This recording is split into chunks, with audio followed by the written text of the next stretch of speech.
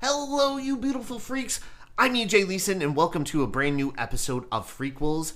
With me, as always, my co-host, thebomb.com, Rory Calarasi. What's up, dude? Not too much. Just sitting here. Can we start over? Just tell him no. Say no. No, I got distracted. You're I was good. trying to pull up a joke, and then I was like, oh, I just fucked the show up. All right, everybody. Deep breath. Yeah. And then in 5, 4, 3.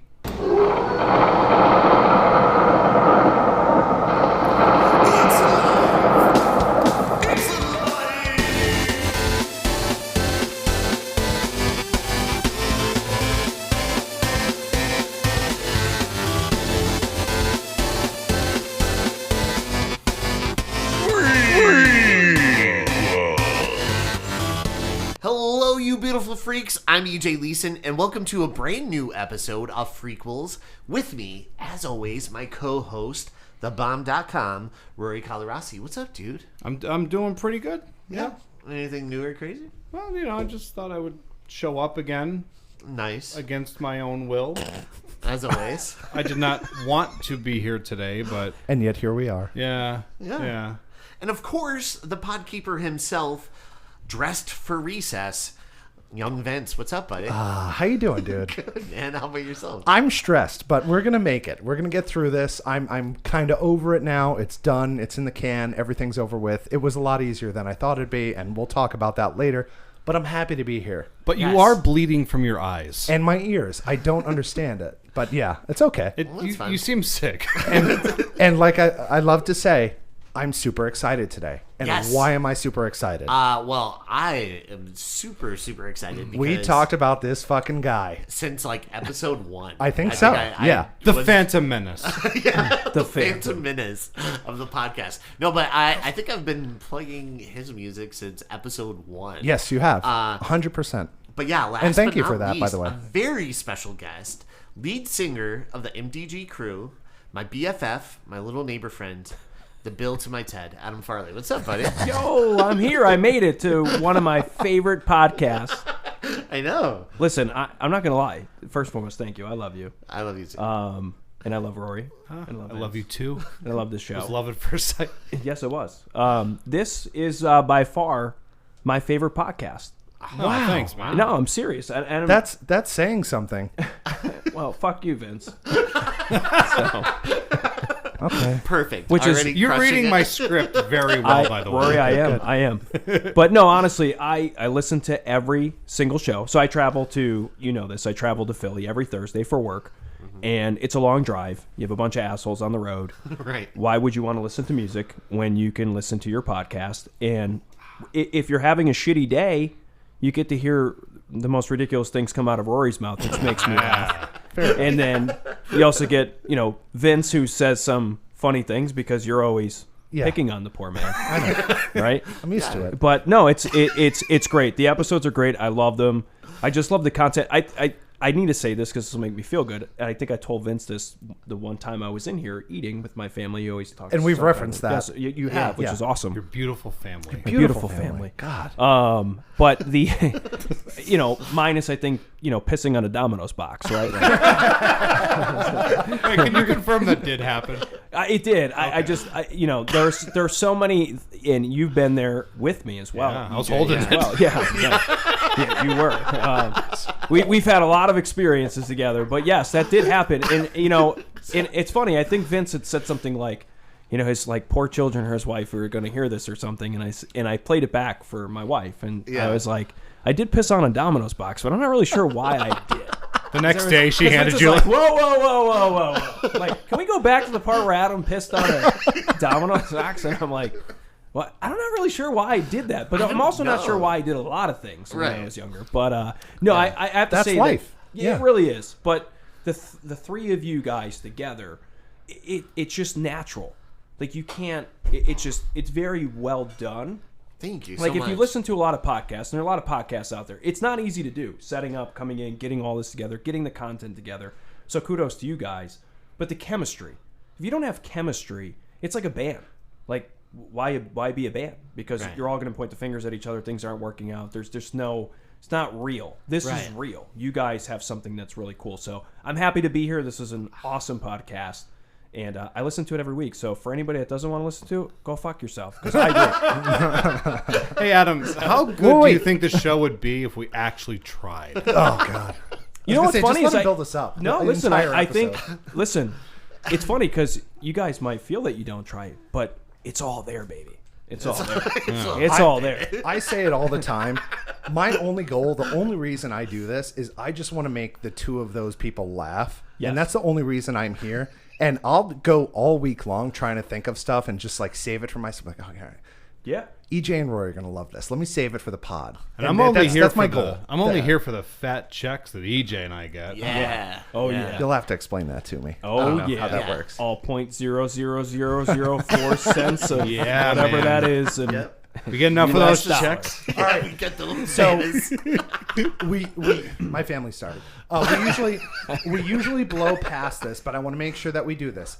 Yeah. How do we know Adam Farley? So let's go back in the Wayback Machine Okay. and please man. go ahead. Yeah, so, of course... EJ, shut the fuck up. Let him explain it. Okay. Adam, Oh, how do you okay, know these me. people? Oh, God. You're on the spot. I'm on the spot now. Okay, so And let we're me, judging you for grammar and poise. well, then I'm fucked. I might as well. So it's funny. So EJ and I have known each other for many, many years. I couldn't even put an age on it at this point. I feel like my memory's shot, but yeah. maybe I love saying 7, this. 8, least- Give me a year. Yeah. I would say at least... early 90s. Yeah, I was probably like 9, almost 10. So we knew each other for at least almost like 30 years Plus or years, something. yeah. So EJ and I were the cool kids that lived in the hood. I We lived doubt in that. the hood. Yeah, we lived in the projects. We lived in the Bangor Heights. projects. Banger Heights, shout out. To everybody on Mary Street in Cannon. Yeah. No, but we Everybody's struggling. everybody out there. Yeah. We did it. You could do it. Yeah. Did what? What did you do? We made it. We did it, baby. We What did, did you- we what did did you it. make? We did it. We made it. We made it. We were 8 Mile. So, but in all seriousness, yeah. So we've known each other for probably 30 plus years. Yeah. So I moved in with my family. Yep. You're wearing a I Survived the Super Duper Looper. I've survived, and I t-shirt. was just talking about that the other day because we were talking about that. But we moved into Bangor, and EJ was my next door neighbor. I didn't know anybody. This is a kid who moved. My parents got divorced. We moved up to Bangor, and I lived with my mom, and it was very different and scary. But there was this cool guy next door named EJ, the Iceman, the Milkman, Leeson. Yep. Right? Did he make life a little bit better? Oh my God, he made life awesome. So I remember. Like, I think you came over, you knocked on my door, you like introduced yourself. You're like, "Hey, I'm EJ." Did he bring I'm like, cookies or brownies or anything? No, but he always made me say really ridiculous stuff to his family. So it's like his aunt Mary. The first time I ever met her, EJ was like, when she asks you where you're from, just say Uranus. And of course, like me being the dumbass that I am, she's like, "Oh, you're such a nice little boy. Where are you from?" And I'm like, "Uranus." She's like, well, And Adam's EJ's very mom, special. and EJ's mom, I love her. She's like my second mom. She's like, "Oh, God bless us and save us." Like you can't say that. And I felt like such an asshole because it's Good like, for you for yes-ending him. That's Yeah, important. yeah. We need that. yeah, for I friendship. felt terrible, but EJ's like, "Oh, it's fine. It's no big deal." That's fine. But no, there's like a planet Uranus. I don't. You can explain it that way. All right, just Yeah. fast forward to the boy band, please. yes, Oh absolutely. yeah. So yeah, we grew up and we were in Bangor Heights, and we went to a dance, and this is how I remember it. And you were like, "What does this town need?" Yes. We basically So, we wrote it basically was rewrote Footloose. Footloose in Yeah. in Bangor. Yeah. No, we I went. just picture like this, I picture like students in a gymnasium. They're all looking bored, looking at their shoes, and then you guys like kick the door open and start dancing. What a fog machine effect. Wow! We came to change your lives. feel stuff. Yeah. We went to this You guys are making me feel something I've never felt before. Did I you got a see tingle Elvis? in my foot. It's making me want to dance. And we danced. We went out, and he started dancing. I started dancing. We looked at each other. We're like, "Oh, you could dance? We didn't know that." And then we both were like, "We should just learn like Kid and Play." which And we then- did. Yeah, and Still then we do would, it. like, Wait, this isn't a the bit or a truth. joke anymore. No, this this is is the the thing. This is actual how this truth. has Yeah. happened. Okay, go ahead. So we both were like, We're in dancing. real life now, Vince. So this is real life. But yeah, we started to be like, oh, we should learn how to do like Kid and Play from House Party. And then we're like, we should learn like Michael Jackson Beat It and Thriller. And then we just were learning dance after dance, just watching like an MTV video. And Right. we're like, let's learn that dance. And Yeah. so, yeah. And we then- did. And I would say our real bond, we were best friends from the start. Right. Talking through medicine cabinets to each other, Yes. right? Like because that's our mirrors were next to each other. Yeah. So Vince, we just to go back, inside Please, all the explanation is inside necessary. Bangor. So like the walls are like super thin. I think they use like a 1/4-inch drywall. Right. So like you had Just a piece of drywall, not a stud. like I don't in even between. know. It's not an actual wall with Yeah. a hollow So, like- center. It's just one piece of drywall. So it's like literally, Okay, I think it got was There's a sign I that says, honestly "Please think- don't lean on this wall." I honestly think it was one medicine cabinet with 2 mirrors on each side, right? You Because guys like shared meds. yeah, so like EJ would open his medicine cabinet. So every morning we'd get up for school, and EJ's mom would say, "Hurry, EJ, hurry up! Adam's already in the shower. You're gonna be late. And I would open the medicine cabinet and I'd be like, "Yo, dude," and he'd be like, "Hey, what's up, man?" And we talk to each other through the medicine cabinet. Wait, so, literally, you Literally. could? Yeah. That is Meanwhile, fucking awesome. EJ's poor mom thought that EJ was losing his mind in the bathroom. He's hearing It's like, who's he voices. talking to? He's Yeah. hearing voices. So that was cool, Yeah, your poor mom. She probably was like, "Who's he talking to?" When he's in there, but yeah, no. But I would say He's EJ. talking to that boy from Uranus. Yeah, Mary, he's talking to the Uranus boy. You know what? That's probably why my mom went to church so much. She probably thought I was possessed. Makes sense. She probably did. Yeah. Every day she walked by the bathroom. She when made you were sure that you were showering, at- she's just like rolling a tear. Yes. You're at Oh, every no. novena to Yeah. make sure that you're, Yeah. But no, in all honesty, like that really, outside of that, our bond really NSYNC. NSYNC, I mean, yeah. we are huge Horror NSYNC movies. fans. Horror movies. So Yeah. most people want to poo-poo the boy bands. Yes. That was fantastic music. For the time, yeah. NSYNC, Backstreet Boys, O-Town, it was awesome. It was an era. Ruled, yeah. 99 through at least 02, 03. So before we get into the movie, how did you guys decide, like, okay, we both love the same thing, let's start a band? So Jimmy Reynolds. Shout out, Jimmy Jimmy. Reynolds, What's up, who's Jimmy? one of my good friends. EJ's good friend. We all went to high school together. Mm-hmm. He actually introduced us to Larry Hickernow. Yep. Who, and Brandon Guthing. And Brandon Guthing. So Larry was already doing... Larry's mom was a music teacher. Larry was already doing music. Happened to be a huge NSYNC fan as well. And Jimmy's dad had a recording studio in his basement, and Jimmy's they're Jimmy's just grandpa. all... So yeah. Jimmy's grandfather They're just- had the... Yep. It's always just musical musically families, inclined, yeah. Musical family. And Jimmy introduced us to Larry, and, Larry, I think, did This I Promise You, or one of the songs at the... Yeah. talent show or something, and he already had some sort of band going on with his brother AJ. Right. So Jimmy was like, "You guys should connect and hook up," and we talked to Larry, and the next thing you know, we started carving out this idea to do a band called Evolution. Now, did you Right. talk to Larry through another wall? Yes. Was Larry on the There shower was a wall? third medicine cabinet hidden very well.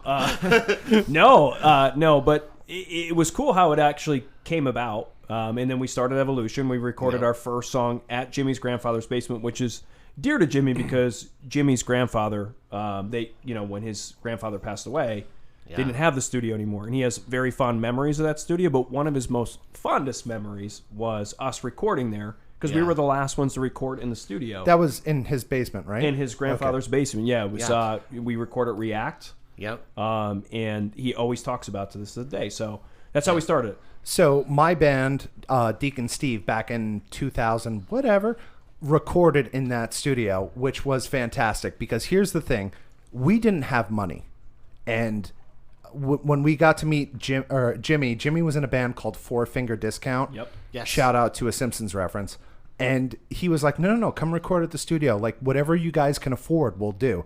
And we set a budget, and Jimmy's dad was like, yeah, fine, whatever, we'll make it work. Yep. And to do that for kids at the age of 15, 16, 17 years old, Right. like, that's my dream, is to eventually get something going that I could have a younger crew, like, just come in and record stuff and just be creative, because I think it's super important for just be creative, just do fun things Absolutely. and create stuff and do original music. Right. So with that being said, EJ, what do we have at the end of the episode? So, we're actually gonna have Adam now. We'll get into this really quick. Adam, you're in a band called MDG Crew. I am. And Yes. tell us, how did that happen? Like, how did that all form? Oh my God. So the MDG Crew was kind of 2017. I decided I wanted to get back into music. I took a break because I had kids. Well, Yeah. my daughter at the time. They're the worst, aren't they? Oh, man. God, Whew. fucking, they ruin everything. This is just That's why I'm glad I don't know where organized mine are. chaos. Organized chaos. So yeah, 2000, Seriously, if you're listening to this, don't look for me. There's not a place in my Stay home away. for He you. wants nothing to do No, with I don't. I don't want them coming to me and saying things Yeah. like, I love you, can I have some money? No, none of that stuff. I know. Adam, do go on and tell me about your wonderful absolutely. family. So 2017, I decided, I asked my wife, I'm like, hey, you cool if I get back into music? Like, I'd really love to. And she was like, yeah, I think it's a great idea.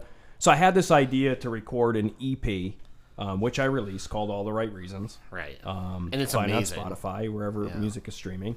Apple and Music, too. Apple Music, yeah. You can get there. So I decided I was going to put the CP out, and I really had no interest in starting a band. It was really just like, hey, I'm just going to do this release party and, promote the album, and that's it. I'm done. Right. So I recruited my buddy Bob, who is a DJ, and I was like, hey, man, listen, I'm looking to do this like EP release party. You want to DJ some tracks for me? I'm going to sing, like nothing crazy, just to promote the album, and we'll drink, we'll have a good time, and call it a day. Yeah. He was like, dude, absolutely. Like, I'm in. Like, let me know where I need to be. So Yeah. next thing I decided, I'm like, you know what? I've always been a fan of people who have a drummer behind them as well. Yeah. Just drumming on the tracks, like just to promote. Like a lot of hip hop artists do that. Right. So I was like, you know what? I think I'm going to have a drummer join. So my boy Dave Cali, I've known him for many years, high school. I hit him up on, I think, Instagram, and I'm like, hey, dude, I'm like, you still drumming these days? And he was like, yeah. I'm like, you want to drum for just a couple songs? He was like, yeah, sure, man, I'll drum. So he ends up coming over. We practiced, put this thing together. We went to Stage West. We performed. Oh, I know Yeah. Stage West. Yeah. Steve I probably, Masterson. yeah, I was there. gonna say I was there for that. Yeah, you were. That's right. I might have mixed that show. You might have. Yeah, Yeah. I actually think you did. I think I did too because Yeah. I think I remember. Yeah. Anyway, I was he the guy was- heckling you. if you it wasn't remember me, that? Yes. Remember I was like shouting at you? Yeah. you're no longer allowed. There, You're not I'm but- not allowed at allowed shows. back there. Yeah. Yeah. Hey, I'm not sorry, by the way. It's okay. I still love you. You can heckle me anytime you want. So I'm going to come to your show Friday, and boy, are you going to get Dude, a I can't lashing. wait. I'm bringing you up. You're singing with me. Yeah. Yeah. So I we don't- we I don't finished. sing. We finished the show, and after we finished the show, somebody came up to us and said, "God, you guys are so great. Like, what's your band name?" And I was like, just kind of solo thing, and that was pretty much how it all came about. Yeah, and now with doing this, we actually have one of your songs that we're gonna play at the end of the episode, Okay, and you're gonna play it for us. I'm gonna play it for you. Yeah, and Yeah. I can't wait to have everyone hear it. I'm really, really excited. It's a great song. It's Yeah. a great song. It was recorded. Yeah, it's previously recorded, and you can say I'm super excited about this. It worked out better than my expectations, so I'm Yeah. thrilled by all of The this. only So, yeah. problem is, though, when we were recording this, It's a talent. Three Jacks, the foundation of the building, Was- almost buckled under the weight of this guy's talent Yeah. Yeah. and It his was a lot. handsomeness. Thank Yeah. you guys. I appreciate Distracting. that. Distracting Thank me you. right Thank you. now. So with that being said, if anybody is familiar with like reconstructing foundations of a building, please give us a call. Yeah. Because Yes. it's And it's I bad apologize here. that happened. We It's- actually hey, had a it's not new your fault. guy It's we were fine. going to have be a Yeah. part of the show, but he literally fell into the earth. But yeah, stick around. Also a family man. Yeah, Right. this song is fantastic. I enjoyed Yes. it. We all heard it beforehand. I got the goosies. I showed EJ. I was thrilled by it. I was I'm tearing really up. excited. Yeah. Well, Yeah. EJ was tearing that's up. what I'm It was- here for. I'm here to make you guys shed a tear. No, it's fantastic. It was really good. No, it Thank was you, guys. phenomenal, and I've been your biggest fan since I was like when I first met you. And Yeah. you were like, Yeah. hey, I could play a keyboard, and I was like, this kid's amazing. Thank you, Yeah. man. I appreciate that. I'm- You've always been. Yeah, I'm you've been, almost a Yeah. fan. You're almost. Almost. You got to win him over. It's hard. It's hard to Friday. do. I need a little more swagger. After Friday. After Friday, you'll be You're gonna audition for me Friday. But no, I remember like just going over, and you're like, yeah, I'm writing this song, and it's like Fly Away. Remember? Yeah. And you recorded it on my iMac. It's like, yeah.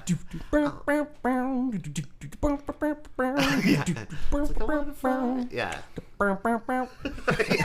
It was so good. And by the way, that's the song we're playing for you. That's it. Yeah, that's it. Actually, Yeah. don't Just even that listen part. to the rest of Yep. the episode. That was it. It's done. But then, yeah. Here's your Grammy, sir. Yeah. But yeah, no, we loved all that and dancing and stuff. And one of the movies we went to see as a kid, and we were so pumped about this movie, is a movie we're covering today. Yes. Do tell. Yes. So we would go to Walden Books and Viewmont Mall, and we would look at Fangoria, and we would just be like, oh man, this movie's coming out. We can't wait. Oh, yeah. And that movie that we eventually had to sneak into because we were way too young to go see it was Event Horizon, which Event is Horizon. the movie we're covering today. Yes. Is this when we almost got kidnapped too, right? Yeah, so there was two of them. Huh? We almost got Yeah. kidnapped. I think when we bought tickets to the Big Green. Yeah. We did go to the Big Green. We went to see Halloween 6, Curse of Michael Myers. Yes. Still my favorite Paul Rudd film of all time. Right. Me too. It's- and then we almost got kidnapped by that really creepy guy in the van. Yeah. So we were walking to. And this is all a true story. We were walking. Yeah. To It was very the movie creepy. theater, which was right by the Viewmont Mall. At the I time. remember it. Yeah. Yep. Where Books a Million is now. Yeah. Correct. Yeah. And you know how it was kind of separated Yeah. from the mall? So we're like on our way over to the theater. This guy in a red car just pulls up. And we're like, oh, and he pulls right up, like right next to us. He's like, hey, you guys. And we're like, hey, what's up? And he's like, get in the car. And he tried to like have us get into the car with we, him. like, booked. And we took off. Jumped Like, over that fence. Yeah, because they had like a like little that bit in of between? construction Yeah. fence, and we like jumped over that. Yeah, and, like, I remember ran that. So off. you weren't just making assumptions about this guy. No, he was like, said, "Get in yeah. the car." Yeah, he literally Yeah. He said. didn't even try to coax you guys in with candy. No, No. he just was like, get in the car. I mean, that's a rookie mistake. You're No supposed puppies? to start I mean, off with candy, work candy. your way up to puppies, and then you nab them. The Yeah. good news is that we were two kids from the projects, so kids from the projects usually know that we have to book. You know? Yeah, They know. You guys we know. Did. You get we, it. Like we ran around to like Yeah. the front of the building, and when we still caught our movie in time. We still caught a movie in time. Yeah. Yep. The real sad end of the story was that the guy was sitting behind you in the theater. Yeah, He's probably. like put his hands on your shoulders. We're like, hey boys. Yeah. Yep. Mouth breathing behind yeah. you. Nice. And when I probably let out that Sam Neill scream from this movie. Oh, Hey my guys, favorite scream ever. But yeah, no, we went to see this, and we came out and we freaking loved it and we read that they cut like a lot of the gore down. Yeah, 30 minutes of actual footage that Paul Anderson never saw. Right. He only shot it shot or whatever. it. But yeah. But there was 30 minutes that was cut out that was, which is funny. I actually thought about Rory while I was investigating this. Well, not in that way, Rory, but if you need me to. go on. 30 minutes of extreme, like, gore, sexual stuff. And I'm thinking, Yeah. like, and I guess when they brought it to Paramount said, you gotta take this out. Yeah. And I find that crazy because this is 1997. Fast Right. forward to a few years later, House of a Thousand Corpses came out, which I think, But give Yeah. in perspective, like what movie had preceded it, yeah, which was Scream. Scream. So they wanted to keep everything in that sort in that of same which is crazy because you look at films today and it's like there's kind of like no limit. It's like, No. we're Right. gonna Yeah. keep everything in there. Oh, you especially know? like the A24 movies now and stuff. It's like whatever. crazy, But right? yeah, There's like Saw movies. yeah, Yeah. like exactly. Saw, which came out like 7 years after this. Yeah. You know what I mean? And Yeah. then, but Fucking By the way, that- Terrifier. Oh, and Terrifier. Exactly. I Exactly. mean, you hit the nail that's on the head. probably. By the way, one of that worst. footage, I was reading about it. It's apparently an assault mine in Romania. That makes sense. Wow. I Yeah, did not I'm know not that. making that up. Yeah. It sounds like something Fun stupid, fact. I'd say. I like it. No. Yeah, but a fun fact, Romania. So if anybody takes a trip out to Romania, Romania, check find it all out. your local salt That's it. mines and bring us back the footage. Romania. Yeah. We want to see this weird space orgy. While you're in Romania, I want to Yeah. see the better cut of Blood Rain too. Can I? Yeah. Can I ask you a question real quick? So you said you thought of me when you were looking at this footage of extreme Oh, no, violence. Were you- I'd like some clarification. Well, let's put that. Were you well, touching yourself? Well, I was. Okay, that makes sense. Oh my Yeah, God. the door was locked as well. No, I was just thinking, I'm like the gore factor. You know, like I'm thinking Yeah. like, what would Rory's thought process be? I didn't think this was that gory. Footage. No. It's not, but I'm curious to know how crazy that footage really was. The Paramount was like, Yeah. 'cause Somebody you get lose this. Glimpses of it, like, really quick. Yeah. And The eyes were fantastic. Oh yeah, yeah. And then the thing where when they're watching that ship's log and you see it briefly, you On see that board? people like Yeah. literally sodomizing Eating each other, fucking and Yeah. eating each someone's other and stuff. hands Yeah. down to the wrist. Yeah. Yeah. Yeah, and save me yeah, we loved. Save so we yourself. came out of this movie Yeah. From hell. hell. from hell. Yeah, Liberate. So I loved this movie. He loved this movie, and we talked about this movie for years as being like one of those like One of the best. yeah. So what you're saying is you have some nice rose-colored glasses on. Yes. Oh Yeah. Okay. Yeah. So we should jump Definitely. into this movie. Yeah, so let's start. And so the year. Don't ask me how I feel about the movie. Go ahead. Okay, good. The year is 2047, and right away we know a few things. The moon has been colonized. I love the explanation of everything leading up to where we are. Yeah, isn't it Yes. awesome? It literally lays it out for you, which is fantastic for me. You know what else Yeah. it lays out for you? That this movie was made in the 90s because of that score. Oh yeah. Oh, yeah. You hear And that? the Oh, yeah. Prodigy Oh, yeah. song at the end. I was Yeah. like, hell yeah. And can we just say, is Michael Kamen is who did the score? Yeah. Who also did The Dead Zone Yes. X-Men. with Christopher Walken, Yeah. X-Men, Nothing But Trouble. Yeah. Oh, Nothing But Trouble, Nothing really? But Trouble. A lot of people forget about that movie. I love Nothing But Yeah. Trouble. Me too. Roadhouse. Planet Under... Like yeah, the real something like Roadhouse, that. not the upcoming like remake Jake Jake Gyllenhaal. Gyllenhaal Roadhouse. Die Hard, Lethal Weapon. Like you couldn't ask for a better composer. Also, the Metallica S&M concert. Did you ever hear that? No? No. Where were you in the late 90s, good sir? I was trying to bang chicks. Anyway. Touche. I wasn't, though. awesome- My batting average was like 0. But I anyway, know. Go ahead. I was just going to let you have Thank that, you. though. Thank you for the... You had your moment. No, but yeah, if you ever listen to that Metallica album, you're the one usually pitching Yeah, I the know. music stuff. He did the orchestral stuff. He's Really? the conductor. So he's generally a really wonderful composer. I Yeah. enjoyed the score. I enjoyed all of the music, and I really, really enjoyed the sound design. See, thought the I sound felt design- like he had like I a did too. career of great scores, and then he thought, you know what, on this one I'm going to take it easy. You Yeah. son of a bitch. I thought it was... Hey, can we also mention that this movie, I think it closed with The Funky Ship by The Prodigy. It did. Yeah, it did. 100%, yes. which is just I like was a great- enthralled by that. Yeah. Great track. And we used to love Prodigy too. Yeah. We were like all about the Prodigy. Yeah. On the topic of the moon being colonized, they said that was in 2015, right? Yes. So I love how in like in the 90s we thought we were going to be so much further along with things in 2015 than You're we right. are. No, you're right. I was looking at the gap because I'm like, this is like 50 years, right? Like, so Yeah. it's like 50 years. And I'm thinking 2047, Right. like where we are today. I'm like, wow, maybe by 2047. It's weird that your brain's like, now you're like, oh, we're in 2024. Maybe by 2047, like we will like be on some sort of ship trying to rescue people. Like, who Yeah. knows? It's like we're not Colonizing the moon. Yeah. Yeah. It's funny. Not gonna happen. And they had commercial mining on Mars in 2032. Yes, and the worst... what was it? The worst... And so the ship Event Horizon went missing in 2040, which was like the worst space disaster to date. which I would like to quote The Simpsons, the worst space disaster so far. So yes, far. Yes. Yeah. I don't know if... was this before Discovery? Did this come out before or after Discovery? Discovery, like the ship that blew up where teachers rolled the fucking this TVs is in. Are you thinking and about the Challenger? Or Challenge. I'm Yeah, sorry, this would be Challenger. after. This was Yeah. after Right, yeah. Challenger. You were 'cause talking that about happened in Star the Trek. 80s. Yeah. I know, that's what I thought. I was like, Sorry, guys. Sorry. Not good with facts. Remember when all those teachers blew up on Star Trek?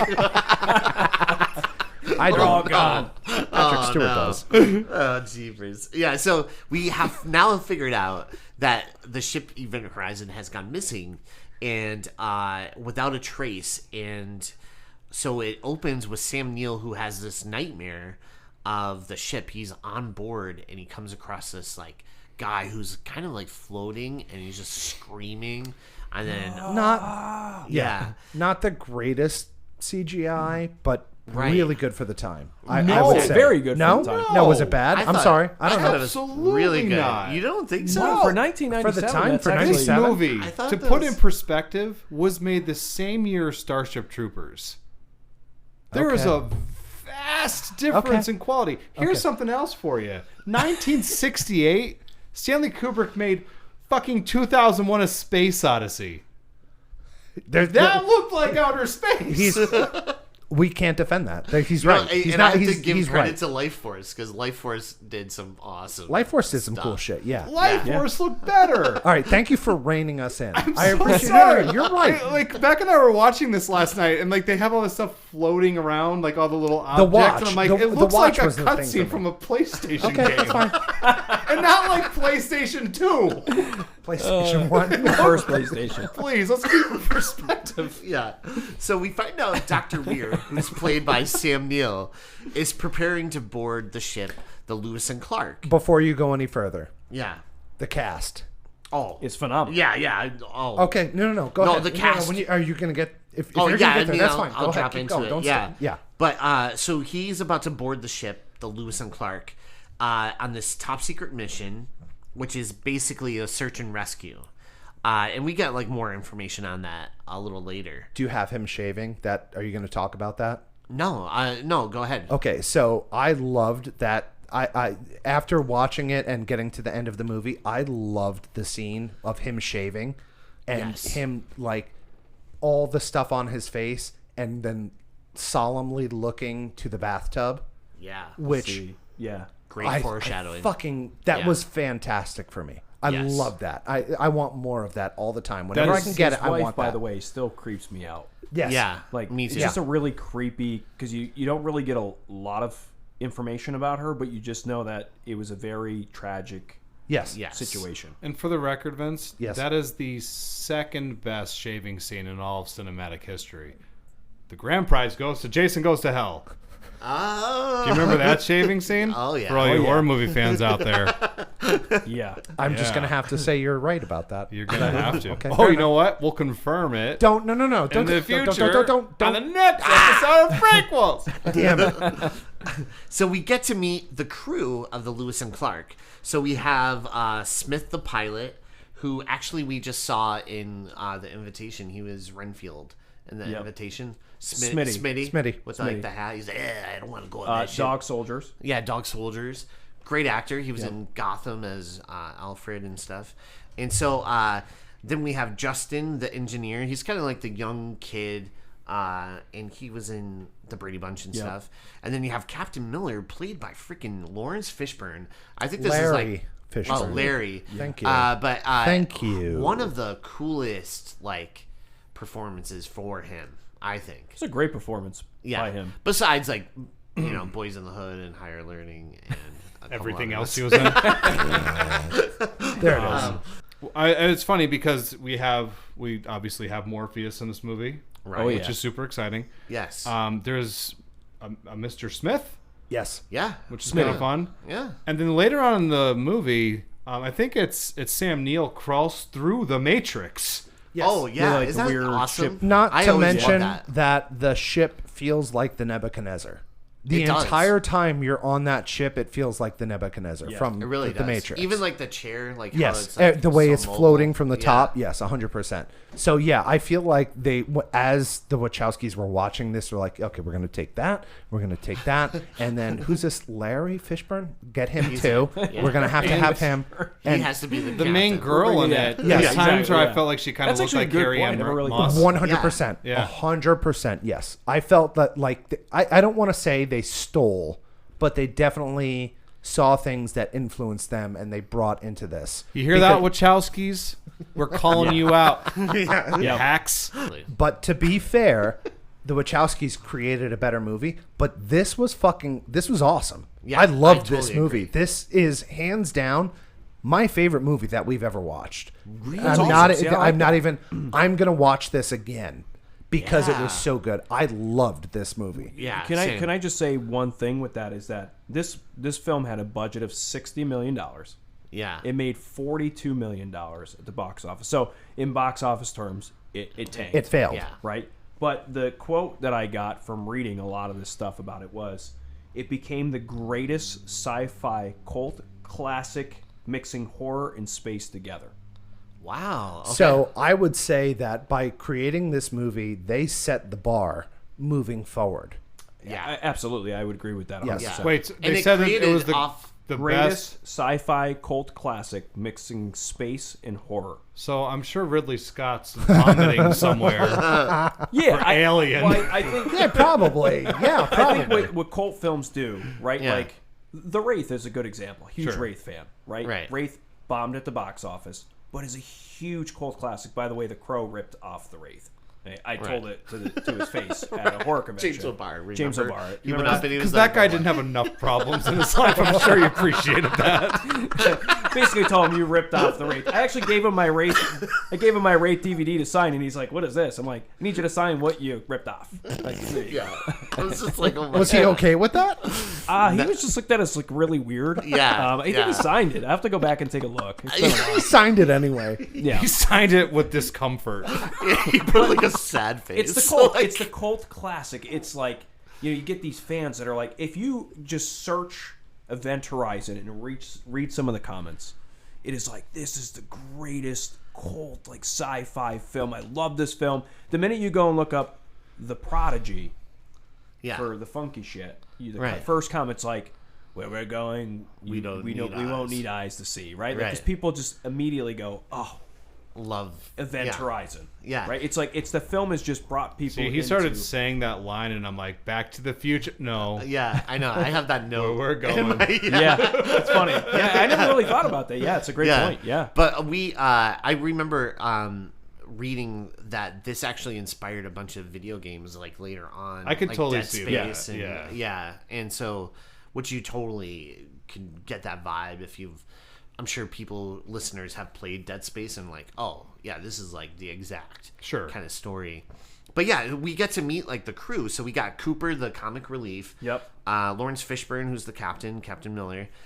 We see Peters, and she's kind of like the mom of the ship.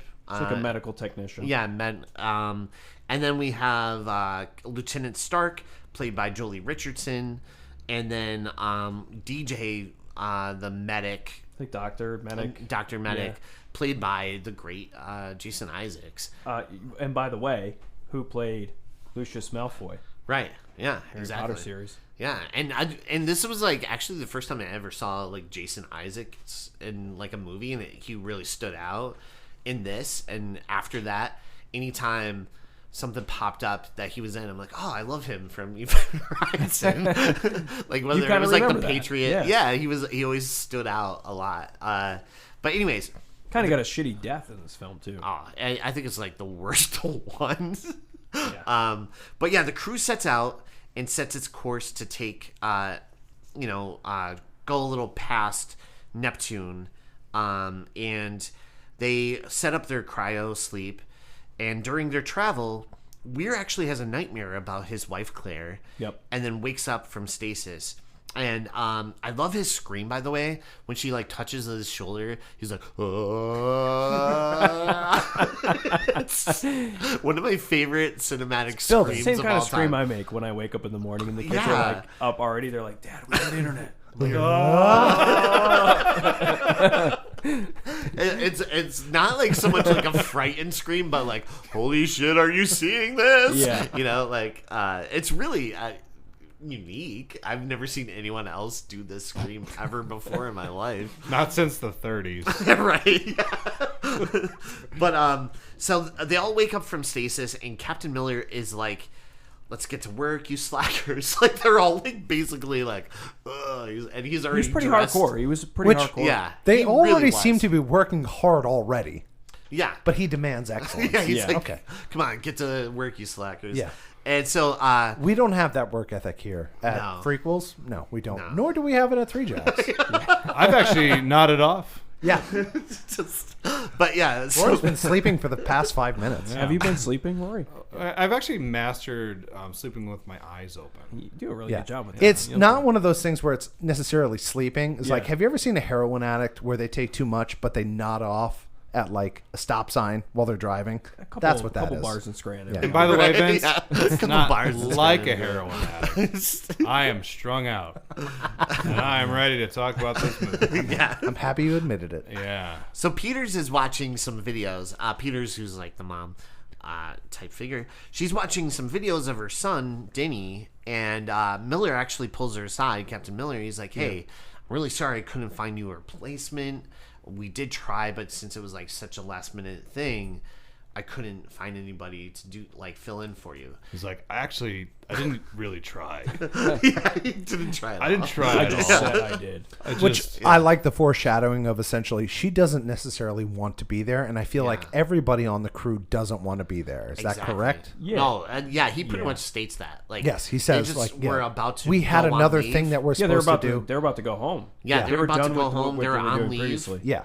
And then they got pulled to do this trip. see, like, And you get that feel too. Yeah. When the scene where they're in the room, Yeah, and they're all doing the briefing. which is really creepy, by the way. Like that whole like when Dr. Weir starts to talk about like everything, the mission, Yeah. how he's Yeah. like Dr. Weir's like we've been on a save it, like we've been on this really long journey. Yeah, You because know, Dr. we Weir's all like, want to get home. yeah, thank you for letting me be here. He And they're like, basically oh, shut- don't yeah. thank us. Don't thank Yeah. us. Like, this Well, is- none of us want to be here. so what was interesting is that the script was actually written that they wanted to be there, right?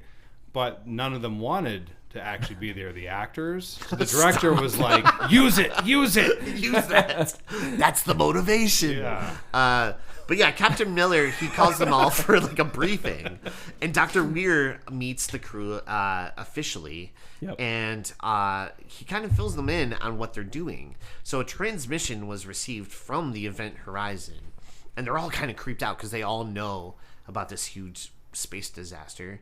That it reappeared is creepy. Yeah, Like the idea that this ship was missing for so 7 long. years. 7 years. And then all of a sudden, like, it's like anything. Like, aren't we fascinated by that today? Like, if we heard that, like, I think of, what was it that just I heard? I'm trying to think. There was, The Discovery. well, the Discovery.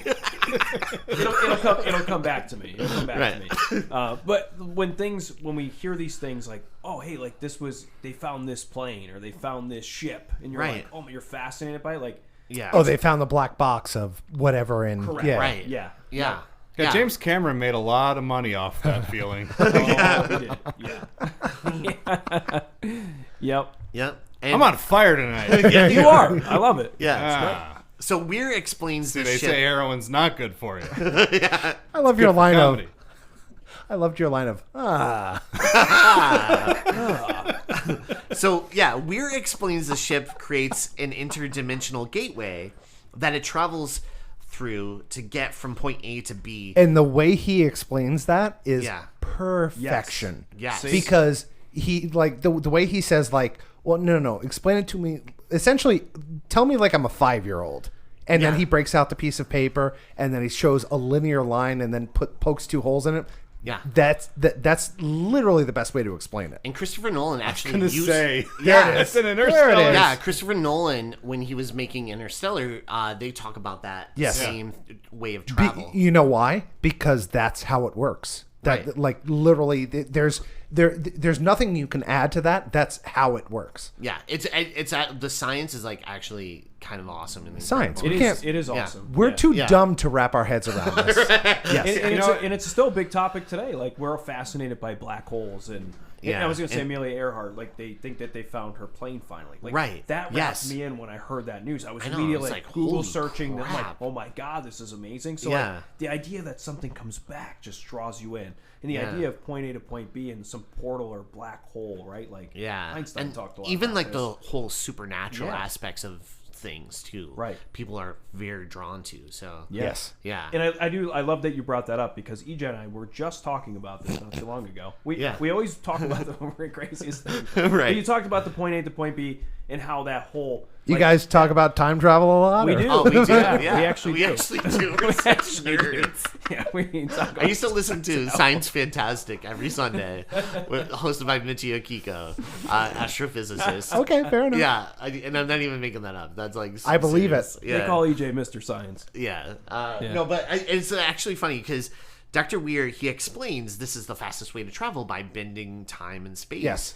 And using like the gravity of a black hole to send you from point A to B without using a straight line, but actually folding space and time in half. Yeah. And coming out the other side. It's insane. Yes. Yeah. I just like the. Can you say it coming out the other side? Coming just out sounds so. the Rory, other side. Can you just coming out the other side? Coming out the next week. Hey, you know what's kind of interesting though about Wait, isn't that your new song, Coming Out the Other Coming, Side? yeah, that's actually a great idea. Yeah. Coming out the The other other side. side. Talk about That one's going to be yeah. explicit. Yeah. Do you know what's kind of cool about Christopher Nolan using that for Interstellar? Because Paul W.S. Anderson and Christopher Nolan, the exact same kind of filmmaker. Exactly. Yep. You know what I mean? Yep. Making the same kind of movies, same Well, kind of quality. obviously, Christopher Nolan watched this and I know. was like, "Oh, I'm actually all right." surprised that they never won an Oscar for this. I mean, Yeah. Event Horizon should have won an Oscar. Should've. Hey, Yeah. you know, that's the one thing. Like, I do have issues with the movie, but conceptually, it's awesome. Like, Yeah. there's a lot of conceptual stuff in this movie that's like really, really Dude, interesting. yeah, there's stuff I want to touch on like in this too. Did you think this was beautiful? No. No, you didn't? No, the there was in- so many shots that I thought were like, wow, this looks awesome. For a space Dude, film, it it's very. looked like it really they is. didn't get to finish the special effects. Really? Oh my god, dude, watch it again. What kind of TV are you watching? I'm on? watching it on a 4K like you are. Yeah. No, I'm kidding. What a transfer. I'm watching it on my phone, which I is an know. iPhone 13 mini, I know. and I'm streaming it at 720p. with sunglasses with on. sunglasses and I know on, you're partly blind. in bed. I'm colorblind. Yeah. That's Watching it not. on my 1997 RCA TV. But seriously. I'll put it to you this way: when they're inside the ship, it looks awesome. Yeah, Okay, the set okay, okay, design- okay. The set design Okay. is Awesome. really cool. That's what I was trying to get to. Yeah, There's a scene where they're sitting and there's like these two like tunnels that lead wherever they lead, but there's two people sitting and it just looks beautiful. I was Yeah. like, wow, Yeah. that looks amazing. All of the sets look great. It's just the effects. It looked like. The space travel thing. Are you talking about like outer space? Like everything outside of the ship. When you see like the ship, Yeah, like outer space shot. explosion Okay. at the- we won't get Okay, too into I feel that. you. Yeah. That explosion at the end is like awful. So I would say I kind of agree with that, and I'm a big fan of Star Wars Rebels, which I thought had better graphics for space scenes than this thing did at that time. Interesting you say that. So Return Bring of the it. Jedi was made in 1983. So yes, and it you're looked right. awesome. Yeah, you're right. They should have been able to do But what better. Return of the Jedi are we talking about? Because there's been some updates. The only good one. Talking Adam, the original. The unmolested one. Adam, we don't have time for that. Yeah, we're not going to talk about. Okay, we don't have time. So Dr. Weir also Sorry, explains. Yeah, Dr. Weir also explains. We that could do an hour just on that. I mean, we Yeah. really Okay. can. Yeah. Dr. Weir explains that he actually built it into the gravity drive onto the ship. And Weir... The gravity drive looked awesome. I was Oh, just going to it's so say, cool. we talked about the explosion, and that was our... Can we just talk about the gravity drive for a second? Like, Yes. how fucking creepy is that thing? Yeah. And it's so re- well done with the lights on it. It reminded me of the movie Contact. With Yes. Jodie Foster Which- with yes, the another one of my spinning. favorite also films. came out later that year. Did which it? is Was kind same of year? Insane. Oh, that's Yeah. awesome. I didn't know Yeah. that. Isn't Okay. that crazy? Yeah. But there's aspects of this movie that I was like, wow, this could have been like a really good Hellraiser movie. You know what I mean? If it was like Hellraiser, like Bloodline, and like instead of like having the configuration of the gravity drive. I thought the same thing. Did you really? I'm not kidding. Yeah, there was like, a point where I was like, Hellraiser Bloodline. Yeah, like, if this was Hellraiser Bloodline would be incredible. with the gravity drive. Now would Pinhead be the one with the piece of paper sticking the pen through? He just takes a pen out of his head. Yeah, he's like, You open the drive, you close the drive. where we're going, you don't need drives. Is there such thing as a good Hellraiser movie though? Oh my God. Oh, absolutely. Yes, absolutely. Young Vincent. Yeah. Just throwing One this day have when to you're watch the old first enough, one. we're gonna watch all them Hellraiser Okay, movies I together. just wanted to throw Yeah. that. I was 1 month we're doing all. I was Hellraiser. gaslighting you guys. That was my whole plan. on your there. birthday. As many of the Hellraisers as they made that went direct to video, Right. the fact that Doug Bradley was still a part of those made, even though the films had terrible Yeah. scripts, Yeah. like, Doug Bradley still made those films like so good. Yeah. I just watched it for him, the older, like the later ones that weren't that good, but there are many great Hellraiser films. Yeah. And the first one especially is, I think, one of the coolest horror films. You ever. opened it. Yeah. We came. Yes. And Uncle Frank is like the true villain of that movie. Come and to I wish he daddy. was like, What did as hell. I watch? One or two or three? watched or four? two. Well, I watched Frank two. is very Yeah. creepy. Okay, yeah, Frank is the creepiest part of. Yeah. we'll get there. Yeah, we'll get. But anyways, this movie is weird because there's so many aspects of it that I'm like, wow, the configuration of the gravity drive. I was like, oh, if they just made that like It looked the beautiful. box, Yeah. like the Yeah. lament, configuration. I love the spinning, and I love Yeah. the idea of water, and I love that when the dude comes, and we'll get there, but like the dude coming up out of it on Yeah. fire, he's literally coming up out of water, but he's on. You let me Yeah. burn! It's so good.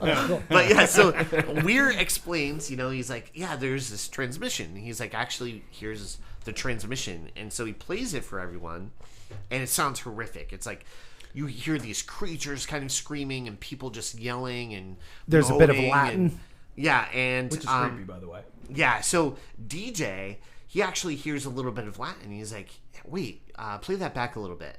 And then it's like, liberate me, right? And he's like, liberate me. So he thinks. And so he thinks, and it says, and they're like, what does that mean? He's like, save me.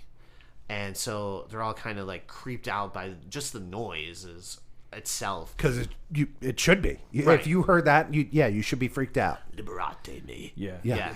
Of all the languages I could have left my warning in, I chose Latin. Yeah. The oldest language that no one speaks. dead language. No one speaks it. You might as well go fucking Sanskrit at that point. And by the way, like, can we just make note that this isn't space? Right. He's speaking Latin. Like, this is real shit. Latin has This nothing is to do with the real. fact that they're in. Yeah. Yeah, Real just creepy. deal. Like, if I'm seeing crazy footage, Yeah. I'm unscrabbling here of like whatever's happening, and it's somebody saying "Liberate me," and they're like, "What does that mean?" They're like, "Save me!" Like, get me the fuck out of here. Like, Just the fact that it's Latin. I'm like, Yeah, we're it's in Latin. It's space. like- Why? why? Yeah, Jesus. Yeah. So the crew approaches Neptune, and they lock onto the location of the event horizon, and they find the ship, almost crashing into it. But eventually, they run some diagnostics and see that the ship is safe to board. It is cold, like obviously the effects of space freezing. So they go in. And It's really cold in space, guys. I don't know yeah, if you knew it's that. pretty cold Yeah, out it there. is. So It's chilly. It's pretty Bring cold a out. jacket. Yeah. A light jacket. You know what they said when they got on? They said it's pretty cold out this summer. it's pretty cold. This I mean, summer. to be fair, Yeah. the effects of global warming. So, Yes. Yeah. So Captain Miller, him, Justin, and Peters are the boarding team to check out the ship, and Dr. Weir, he's on comms to guide them through the ship, and it's pretty much a ghost ship. There's like stuff just like floating around.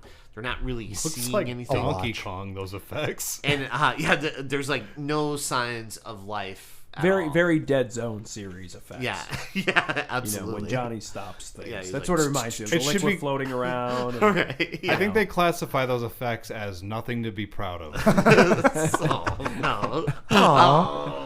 I have to they say, get better with It's the okay. transfers. It's okay. It's It's okay. okay. Yeah. But just saying, It's 1997, and there was no excuse No, for no, that. no. You're right. There has been movies that have come out previously that have better. Yeah. I agree with you. I get that.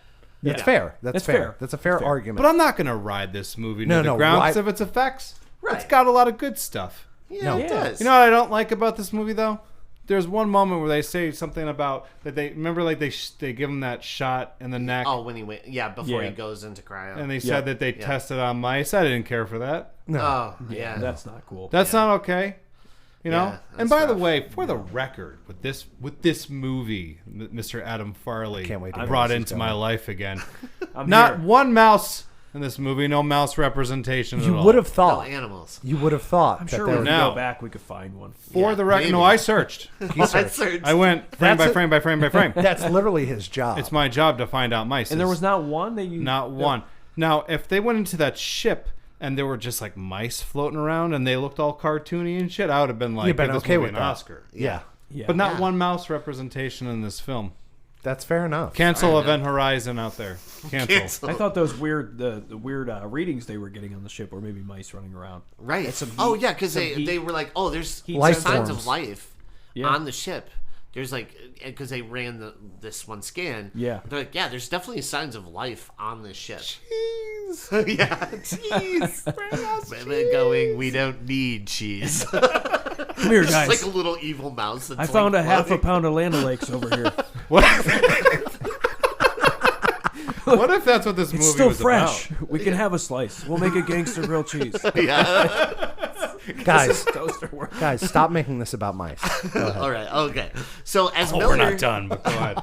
Miller checks out the med bay, and Justin is checking out the engineering room where the gravity drive is, and Peters is checking out the bridge, and she spots some blood. I love that. She's like, I see a little bit of blood, and then you see like a flash behind her, and it's much just blood. like just guts and like gore just hanging from I the see a ceiling. little blood. It's like there's so much blood. It's only a little blood. There's so much The ship there. was so dark I couldn't see it. Right. This is like what? I couldn't see anything through the blood.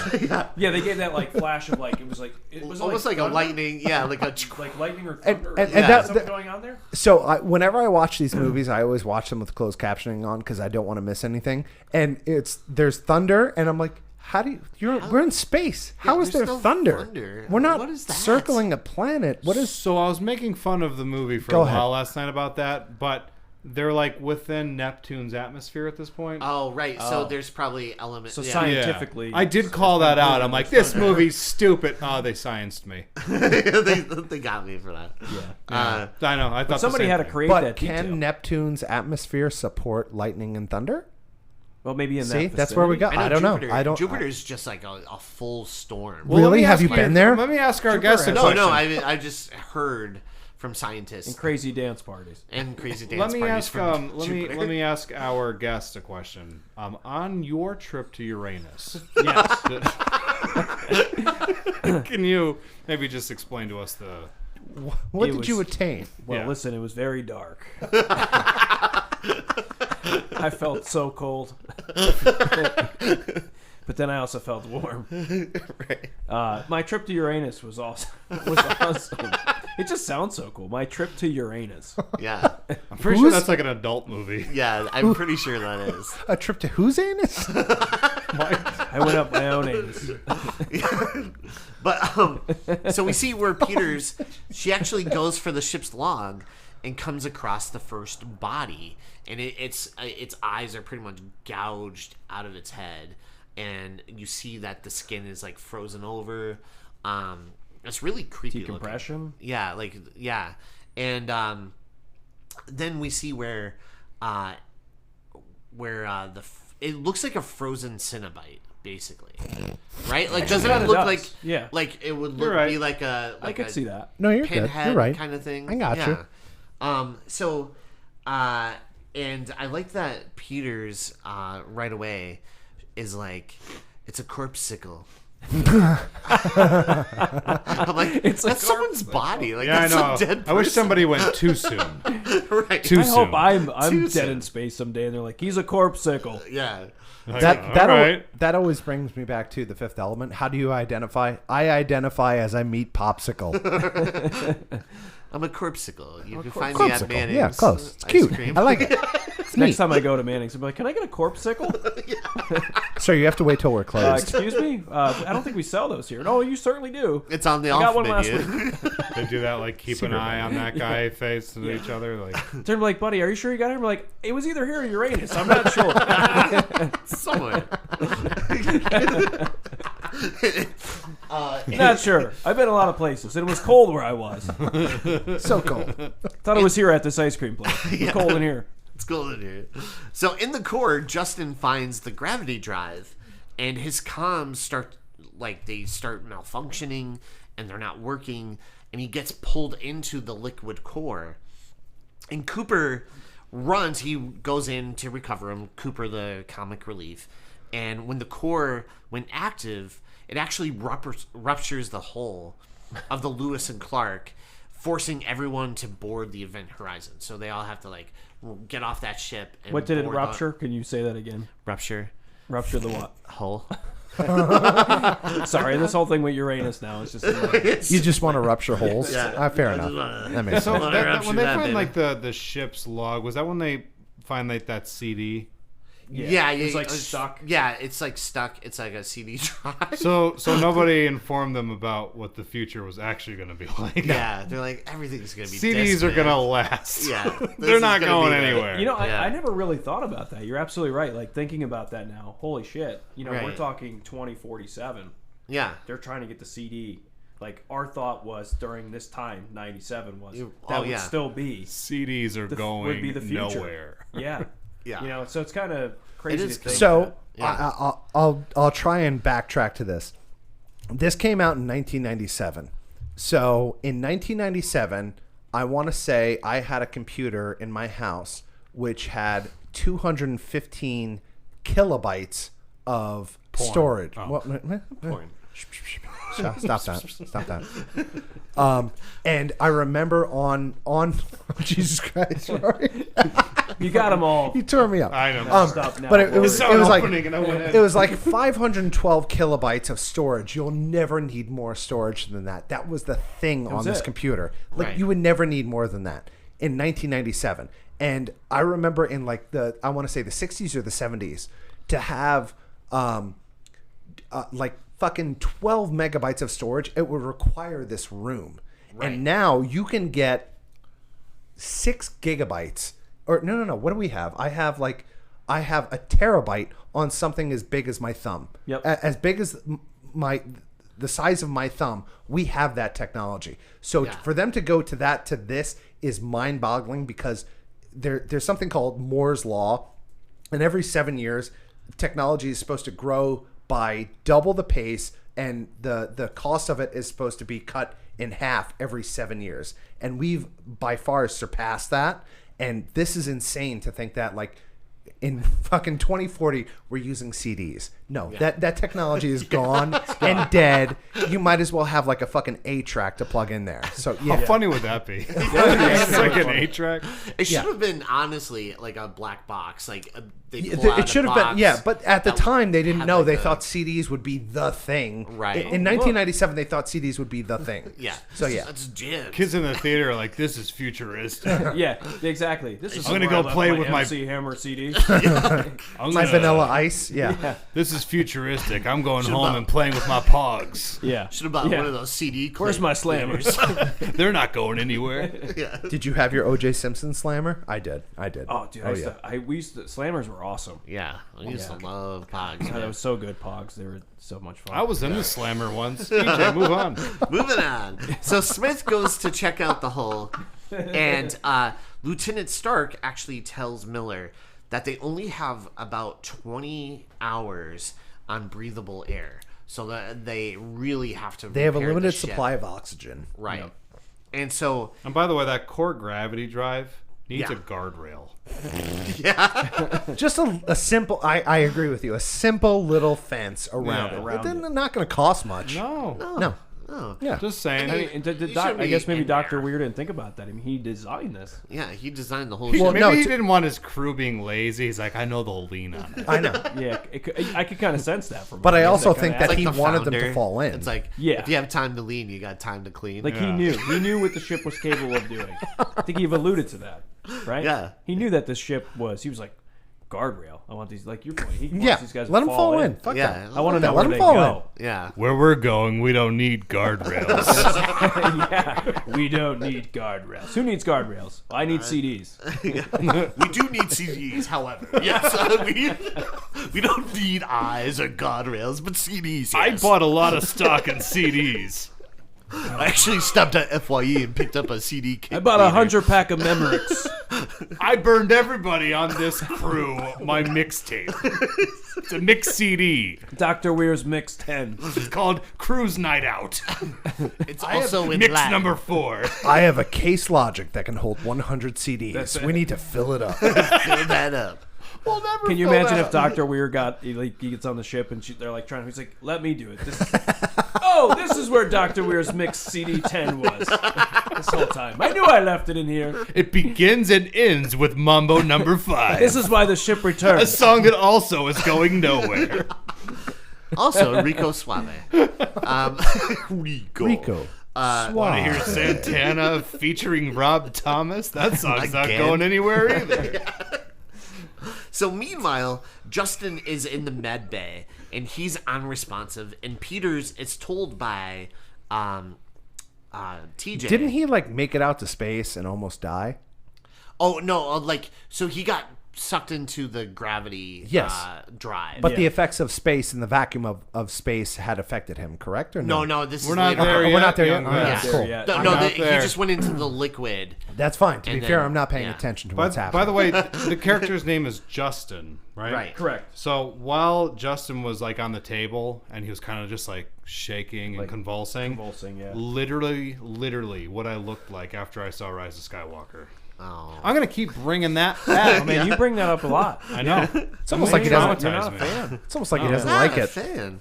So Cooper tries to explain what he saw when he rescued Justin, and Weir dismisses his claims. He's like, that's impossible. And Weir describes the core as creating a black hole when the rings line up.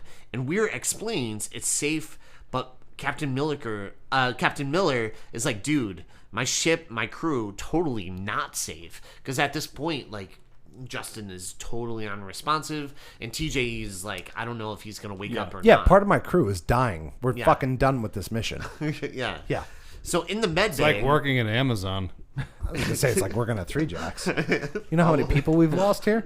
Anyway, keep going, EJ. so in the med bay, Peters is reviewing the ship's log, and suddenly she hears some strange noises, and she sees a med table with like this canvas over it, and at one point she hears like a scratching of the fabric, and then we see where she's looking at that canvas, and you see like a hand come up and like scratch the canvas. One of the creepiest scenes, I think, in this movie. This was the scariest scene for me. Yes. Yeah. Can we just say that the ship also played on their fears? Yeah. Yes. So, they were hallucinating. So the ship was grabbing their fears. And you see Right. that throughout the film with Captain Miller yeah, Peters. Peters. And Peters. And that to me is like creepy if you're on a ship and your worst fears are coming to life because the ship knows that. That to me is cool. Yeah. Hard stop in the fact that I love the idea that the ship is a character. Yeah. Yeah. Just the idea of, whenever this happens in a movie, the idea of an inanimate object being a character is phenomenal to me. That you can make something that doesn't have a nervous system or a heartbeat or something like that. They have feelings and emotions and they can react to people. I love that. Do you think I'm like part in of on the that. pitch for this movie was shining in space? Yeah. Well, no, there's aspects of it that 100%, is yes. like Yeah. The Shining. Yeah. Because that whole explosion and you see like The the fucking blood. blood coming out. Yeah. I know. I was like, okay, that's like the elevator of The Shining. Yes. I actually have a note. So there was and we'll get to this, but I have to say it now that we said it. But somebody already there, actually so you might as well. Someone also called this The Shining in Space. Oh, Yeah. I could see Actually that. In my notes, The Yeah? Shining in Space. was it Yeah. me?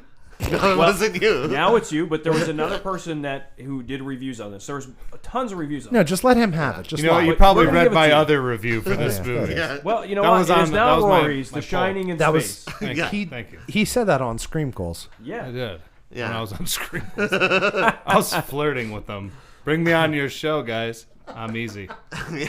The Shining in Space. That you are. So Peters sees this canvas and she, musters up like the courage to kind of peek behind it, right? So she rips it off, and underneath she sees her son Denny, and we know that from like the footage she was watching earlier of her son, and his legs are all ripped apart and Like- mangled. Chewed up or something, like he was Yeah. attacked by something. Yes. And he's like, "Mommy, help me!" And it's so creepy. It literally starts with, before she even sees it, help me. And as a mother, I'm not a mother, but I fantasize that I am.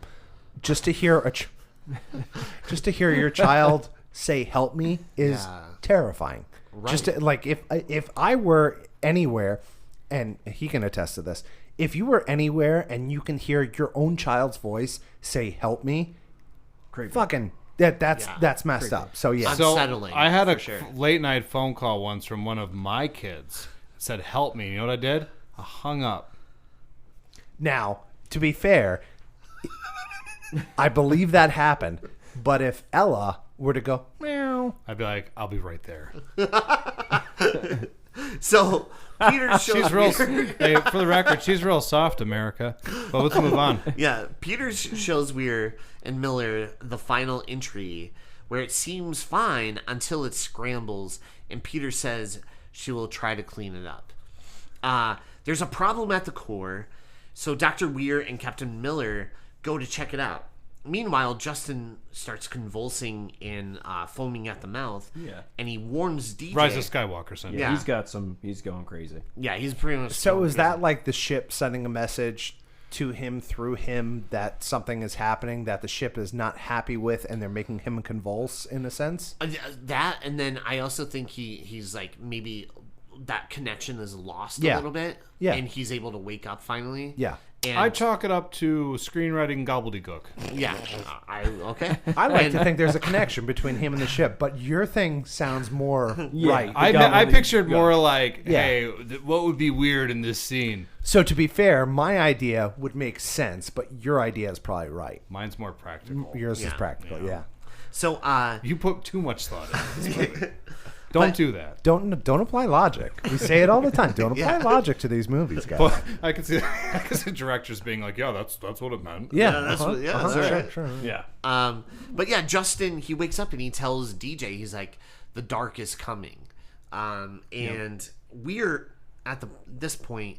He's If climbing- anybody tells you that in life, it's Yeah. not a good not- feeling. yeah, Yeah, it don't doesn't turn feel- your head from that. What The the- dark is coming. The dark I is want to just- know more. Did he say the dark or the darkness is coming? I think he I said think the dark. Yeah, not the Because he said band. the dark. I was gonna say I just buy tickets. Remember those guys? They were Darkness, good. Yeah. Do you believe anything called love? Like, yeah. I believe in the gravity drum. I believe in the gravity. Gravity drive. The Yeah. gravity drive. Yeah. I believe in the gravity drive. It's black and it turns really fast. Yo, weird. Turn that up. That beat. Oh, that's where my CD was. It was on this one. The darkness was on mix 10. Yeah. We can now get off the ship, guys. It's over. I sure made a lot of mixes. So Weird climbs into the core, and it's like this ventilation shaft that very much does look like the Matrix. It's this green tunnel. Creepy, by the way. Creepy. And it's all like circuit boards and stuff. And he finally finds the right one, and then that's when he gets a vision of his wife Claire down there, and she's in there with him. Another great like creepy scene because the lights are kind of like Flickering, flickering almost. down. Yeah. And it's like the doof, doof, doof, doof. And and when it finally gets to him. No, that's the cinematography in this. I thought was Yeah. fantastic. Rory, what did you think about that scene? Like with the structure of the lights kind of going in and out, and that set design, that like and stuff. that too. kind of like breathing real fast. Like what the hell is happening here? Yeah. He's just kind of in that. Like was that scene? Did that like? How did it grab look you a to you? little bit? Did you enjoy it? We're all. I love how we're all like, just fucking like this thing on, for us, please. Give us something. Give us anything. Do you like it? Do you like I it? thought it was effective. Okay, All right. I'll good. take that. Okay. did it. Are we in agreement? This is- yeah, We're, this we're is- okay yeah, with that? I'm good okay. with that. Moving. Can that be my final answer? Yeah, don't Yeah. talk It for the rest of the seems safe. episode. Do you want to phone a friend? Call Dr. Weir. Hold on a second. I'm calling What was Ella. your idea here with Ella, this? what should I say? I'm trying to make it sound like I don't think this movie looks like shit. Yeah, for the rest of this movie, you don't need to see. Yeah. I'm gonna tell you this. My cat, when we were watching this movie last night, she did not look pleased. Like she was just like, "Come on." Yeah. Probably all those like Flashing lights. crazy and sounds. She was Too pissed much. off about there not being any mice representation. Oh, of course. Motherfucker, I told you Yeah, we she weren't likes done it. with mice, No, didn't she I, likes Vince? it. Yeah. Didn't I? She just wants something to Come look back. at. Yeah. Go on. While this is happening, we see Captain Miller, who also comes across his own kind of ghostly figure, which is this burning man rising out of like the liquid of the gravity drive. Which looked amazing. Yeah. Yes. Looks so good. Watched it on a phone, did you? Yeah. No. I watched that on 4K. Okay.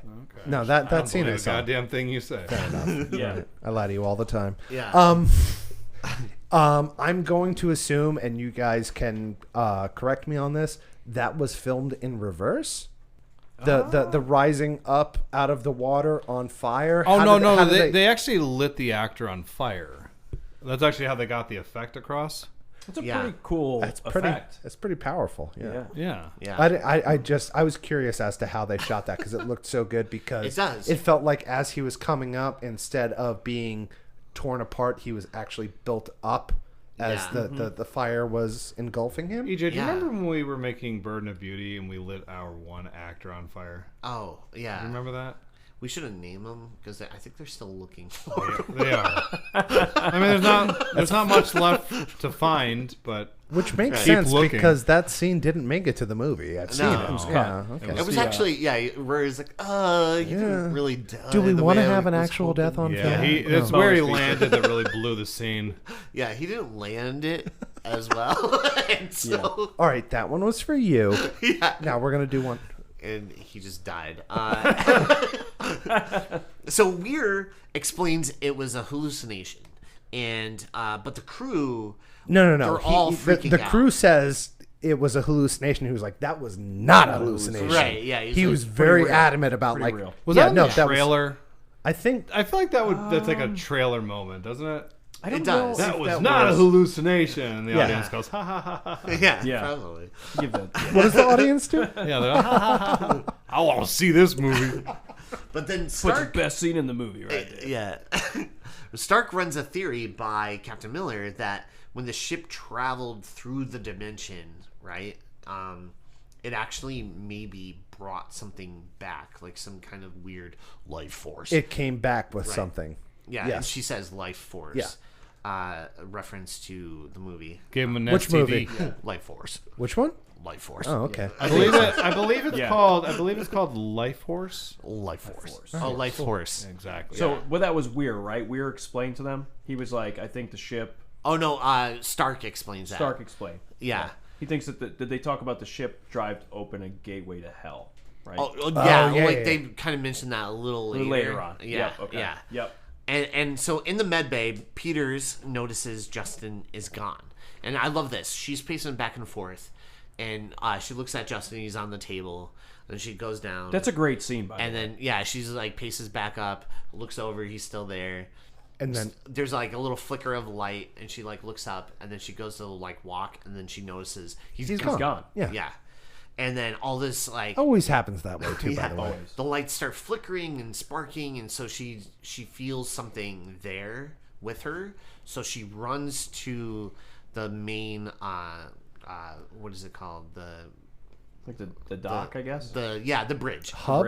Yeah, she runs up to the bridge and where everybody else is, and she's like, "There's something after me." She closes the door, and then all of a sudden there's all these like bangs at the door, and which is crazy. So they're all seeing this. They're not having their It's own not a personal hallucination. Everybody's seeing it and experiencing it with her. Yeah, and at one point they're like, it just stops, and they go, "Who? What the hell? What the fuck is And happening?" she goes, "Oh my God, Justin! He's out there, right?" So they run and they realize Justin is in the airlock without a suit, and Can I just say that the sounds in that, like the sound for those area with the ship sounds, wow, wow, wow, Yeah. wow, like when he's like all that is creepy. yeah, I love the sound design in this. I Yes. thought it was Yeah. fantastic, and it was almost another character. yeah. And no, I can and I can even, like, the fucking bangs because at the I'm the door. only one Listen, that has Rory, we know this isn't Titanic, okay? I'm the only one who has headphones on, and I can hear you snort through the microphone, even though you're really far away. Dude, watch this movie again and listen to some of the Foley. Oh, It's I- hilarious. I It's thought- I loved it. I thought it it's- dude, it sounds like Looney Tunes. I know, it's okay. I'm okay with Looney liked Tunes it. sometimes. Yeah. They're in fucking space, dude. Yeah, What does We- that mean? And- We Anything is barely made it possible. to the moon. These guys are Yes. going into Uranus. They're going Right. That has into nothing Uranus. to do with this. A little by bit of Neptune. disbelief is. Have you ever heard what it sounds like in Uranus? yeah. It's very Have quiet. you ever been to Neptune? I have.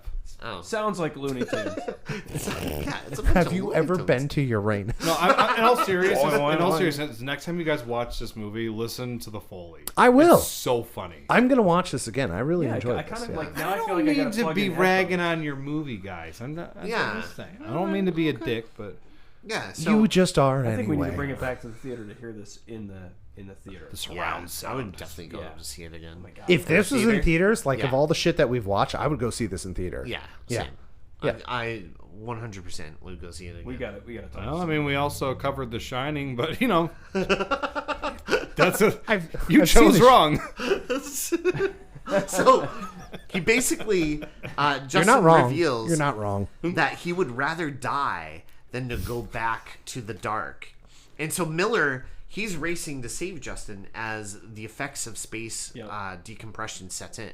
And this scene is amazing. I They this call is the him Baby first Bear. time. Was that his nickname? Yeah, Baby Yes. Bear. Hold on, Baby Bear. And they're like Miller's racing to go get him as the airlock door would open. Everybody loves a fight against time. Yeah. Yeah. And this scene plays out so cool, and this is the first time I actually saw this in a movie where the like effects of space actually affecting like human skin and You stuff. could see like the Yeah. his veins coming. like yeah. rising. It's a out great of- scene. Yeah, and then his eyes are just bursting. So earlier when you guys were bombarding me about that one sequence, and you're like, "How great was it?" and I was like, kind of trying not to be mean. yeah.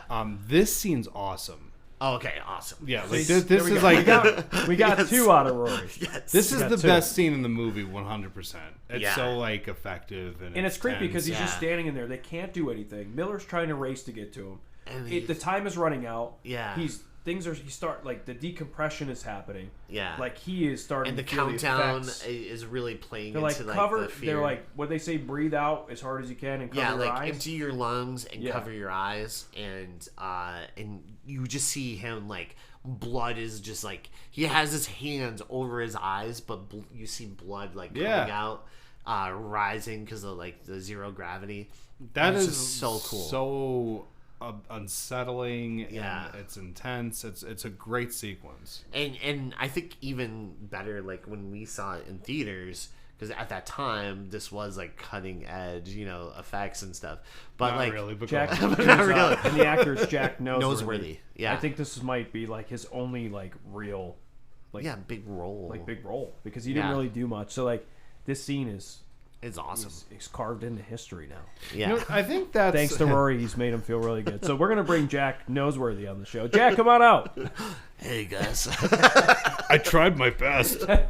But yeah, so Miller gets to him in time, and DJ is able to save him the best he could, right? And they put him in stasis, like, because they feel like that That's is like going to be the best for him in recovery.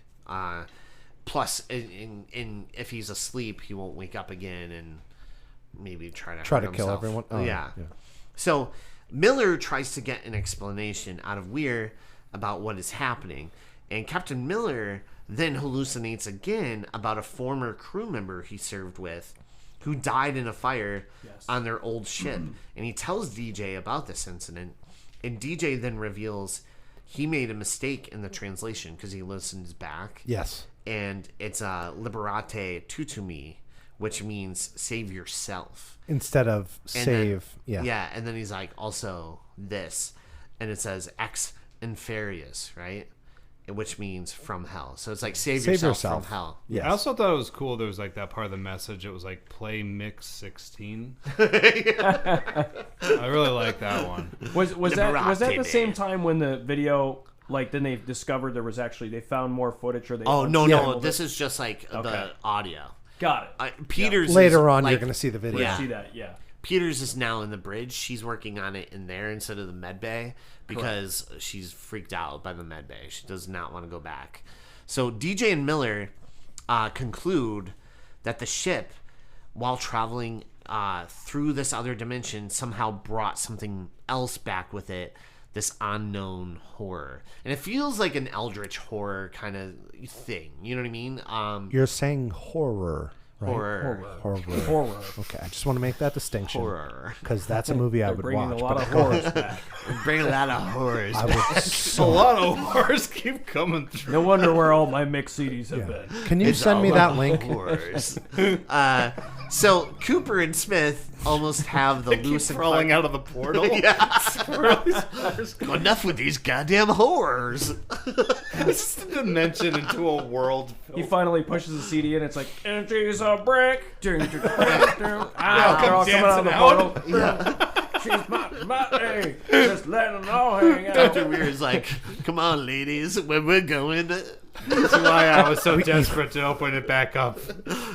So, yeah, This is a good mix. this is a good mix. You like this All the one? horrors. I'm the most proud of this mix.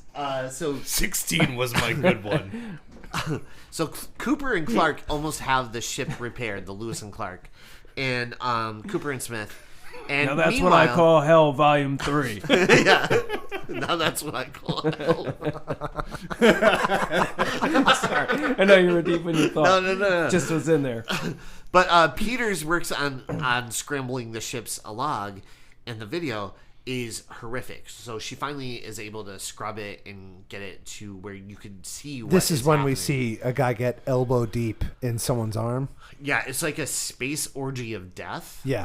Like, It's fantastic. I watched it so many you times. See, people sodomizing each other. It's so brief. Like you really like. Yeah.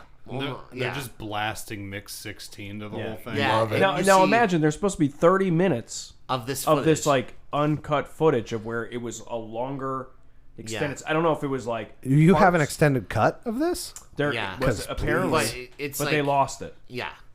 It's like somewhere like they shot all this footage for that scene. Yeah. And it was supposed to be longer. And Paramount was like, no way. They're like, cut that, please. I want that. I feel like Paramount said no way for a different reason. He's probably like, I want to make a director's cut. And they're like, oh, the footage is gone. We lost it. lost Larry it. threw it in the trash. Meanwhile, the It's producer's like, it's mine. All mine. The guy with the cigar that we always talk about? Yeah. My orgy footage. Finally. There is definitely some guy who probably has this footage still. Yeah, He he watches just it watches still it. to this day. Just Like, so you this is the know, hottest there's stuff. always that guy. There's always that Yeah. guy. His in name's in probably like any Todd, of these movies, there's or like Tom Todd. Smitherson. Yeah. He's like in his late 70s now. Yeah, like, Early did you hear 80s. about that guy that had that that rare cut of Batman Forever? Oh, yeah. And then Kevin Smith just Yeah, he got like it and just stuff. showed yeah. up at Kevin Smith's auction and was like, Really? "Hey, I have this." Yeah. Like, yeah, like there's always Yeah. somebody has a copy of something. If it's out there, someone has it. It's like Right. that rare like Halloween 6 producers cut Yeah, Right. which is Oh, yeah. I still can't get down with that. I don't know. with that other cut. The producer's cut. Yeah, I'm like I go back and forth with it. Yeah, I'm Or glad like, that I you feel like feel the that way, producer. too. Yeah, I feel like the producer's cut's probably like a better movie. Yeah. But 6, the theatrical cut is Awesome. awesome. It's so much Yeah, it fun. really is. The I'm music, glad. I like the feel guitar. so much better. Yeah, Yeah. exploding head. Yeah. Yeah. not to get completely. I'm gonna completely derail this. Do you know that Topher Grace created Phantom Menace. Yeah. the made his own three. cut. He made his own cut of all three of the first 3 sequels of Star Wars to have it like seamless. Right. Did you ever watch that? No. It's amazing. Really? If you have like Where'd you so find much it? time to kill, on the YouTube. I have Really? it. I'll send it to Oh, you. okay. I have that link. Shout out to Topher Grace, who made the best 80s film that wasn't filmed in the 80s. Oh yeah, Take Me Home Tonight is by far Yeah. like my favorite So- 80s Take film not me filmed in the home 80s. tonight. No, great. it has nothing to Yeah. Did you ever hear George Lucas's review of that? Hey. Hey. Real sad. Hey. Oh. So they see this footage, and Captain Miller immediately is like, It's a great review. "We're leaving." And he's like, "Let's go. We're out of here." We have to get out of here. Yeah, this is. Hey. Hey. I honestly just see it in my head No, you're now. right. And I'm just having a hard time Hey. focusing. I can actually see George Lucas be like, "Hey, Hey, you made a seamless Star Wars." He's got that movie, that flannel shirt on. I just, pointing. but I also just love that as a review. Hey, Hey, hey. So Weir says we can't leave, and he feels at home on the ship. Peters and Smitty raid the CO2 tanks, but Peters thinks she spots her son, so she chases after him, and it's Which is right a down bad by the idea. the gravity drive. She chases. she was after him. almost through the door. She was almost Yeah. there, right? Almost there, She was yeah. like 10 steps away from not Yeah. dying. I know, and Peters is actually like has one of the coolest. Yes. Kind of stories going on because she doesn't want to be Like there. her she wants her to, line, yes, She's I like going it. through a divorce. She wants to get her son back, and she Again, has no all one this wants to stuff. be there, but Right. this, yeah, She definitely feels like she has the most kind of like reason not to be there. yeah. You know what that reminds me of? That we're on this topic is like the 3 Rise of days of Skywalker. darkness. Oh. Oh, I know, right? 3 Days of Darkness, where Yeah. I don't know if you guys know the idea behind the 3 Days of Darkness, but like your loved ones or past loved ones might be calling to you during the 3 Days of Darkness, and obviously If you step outside, you die. You die. And are lost. so like Yeah. that idea reminds me of 3 Days of Darkness. Yeah, because she sees her son. Somebody was like, I got a biblical yeah, place here. yeah, You know, yeah. See, I got something different from that whole thing. really? I think the lesson of the scene is abandon your kids. Right? Yeah, yeah. You go chasing after them, look what happened to her. I mean, Yeah, that's did he- one way you could take away from it, but okay. It doesn't make sense. Like, if you saw that, right? Obviously, you're going to be like, how did he get here? It's not like you could Uber Yeah. up to Neptune. I will say that. Yeah, I will say that in horror films, there's always those like dumb decisions yeah. where it's like, "Hey, Johnny." It's like, "Oh, hey, Grandma, what are you doing out here in the woods? Yeah. I missed you so much. Haven't you been dead for like 15 years? Grandma, Yeah. why are your Yeah. eyes so Come here. sunken? Come here." It's like Evil Dead, right? Why are your teeth Right. so You get big? these- like, why are you going? Why are you going? You know, this is not. Yeah, that's you know. not. Yeah. Like, None of this is ever going to end well. No. Yeah. Exactly. You know, it's crazy. But yeah, she ends up chasing after him. And then at one point, he's like, "Come on, Mommy." And then she runs towards him and falls through this huge hole. And That's a depth perception thing, Yeah. I feel yeah, like. it was but like that's, Home Alone yeah. 2 when he goes, he's like, "Harry." And you it know, just and he falls down face to- first. yeah. That's what I'm saying, man. Guardrails. Guardrails. Guardrails, This man. movie The amount would of have been guardrails very in this, different. if there were Dr. Weir was guardrails on very it. smart. He knew not to put guardrails in. And she falls to her death. Yeah. And like onto like a grate and into the water a little bit, but she immediately is just and her legs are all Kool-Aid busted shooting up. everywhere. Yeah. Cool And blood scene. Yeah, no, that's cool. Yeah. and then Weir finds her dead body at the core. And he's heartbroken. yeah, he's like, Which doesn't make And sense he's to me. trying to see Yeah. if she's still okay. And then he starts to have visions of his wife. And we actually see This is that this she is my killed favorite. herself. Yeah, this is my favorite scene throughout the entire movie. Yeah, Yeah, and that's what's haunting him is Yes. like his guilt because his work. He was always putting work above her. Yes. and we see she ends up taking her life, and he's begging her. He's like right beside her, watching all this happen, and you see he's just like so haunted by. Yeah. what It's a great happened. performance by Sam Neill as well. All performances by Sam Neill are great. Oh, Yeah, it's great. I have to say, Sam Neill in this is just phenomenal. Dude, he is like, for any complaints I have about this movie, Yeah. he is like a beacon of light. You know? Yeah. Sam Neill is one of those actors where, regardless of whatever the quality of the movie that he is in, he is always phenomenal. in Yeah. it. Correct. Whether the movie tanks or not, he is fantastic Yeah. in it. Yeah. I cannot think of a movie that I've ever seen where he like phones it in. You know what I mean? No. You know what's interesting though is like going back to the beginning where we talked about cults, like the cult classic of this film. Right. Like if I was to go to a convention and meet Sam Neill, most people are going to be like Jurassic Park. Yeah, you're 100% But if right. but if I'm going there, I'm going Dude, you Event were Horizon. fucking awesome Yeah. in You know what Vanilla. I'm Event- going yeah. with? And you know what? He's going to appreciate that very much. Omen 4. No. There are 3. The final conflict, Omen 3. 3. That's it. Yeah. I loved you in Omen 4. I Yeah. wasn't. I in wasn't that. in that. Game. Oh, But people do well, that's a enjoy much that. better movie than the one you were in. People do enjoy that. The gentleman who was in the Halloween 2 ambulance driver in Fast Getaway. Oh, yeah. Leo Rossi? Rossi. Leo Rossi. Leo Jesus Rossi. Christ, you Yeah. had that at the ready in no time. Met Leo Rossi at Monster Mania. Of course you did. Yeah. And the first thing I said to him, he was set up for Halloween 2. Yeah. And I walked over to him and I said, "Can I just tell you how awesome you are in Fast Getaway?" He is awesome. And he was like, "Thank you so much. Like Yeah. that means a lot." Because the people forget these good films. Yeah. Yeah. It's like if you met Corey Feldman or Corey, God Corey bless Haim. Corey Haim. Yeah. But like License to Drive. Yeah. Like that's love I'm gonna be like License to Drive. like I could say Lost Boys, I could say all these different films, but I would say License to Drive. Awesome. True Yeah. story. Didn't you do I actually- this with someone where like you went and like you were like you normally people would say this was it Ghostbusters and you were like no this movie or something Well, you've I done know this Roddy before. McDowell you met. Yeah. And he was like, everyone Yeah. was going for pretty much Halloween, like Yeah. Rob Zombie's Halloween.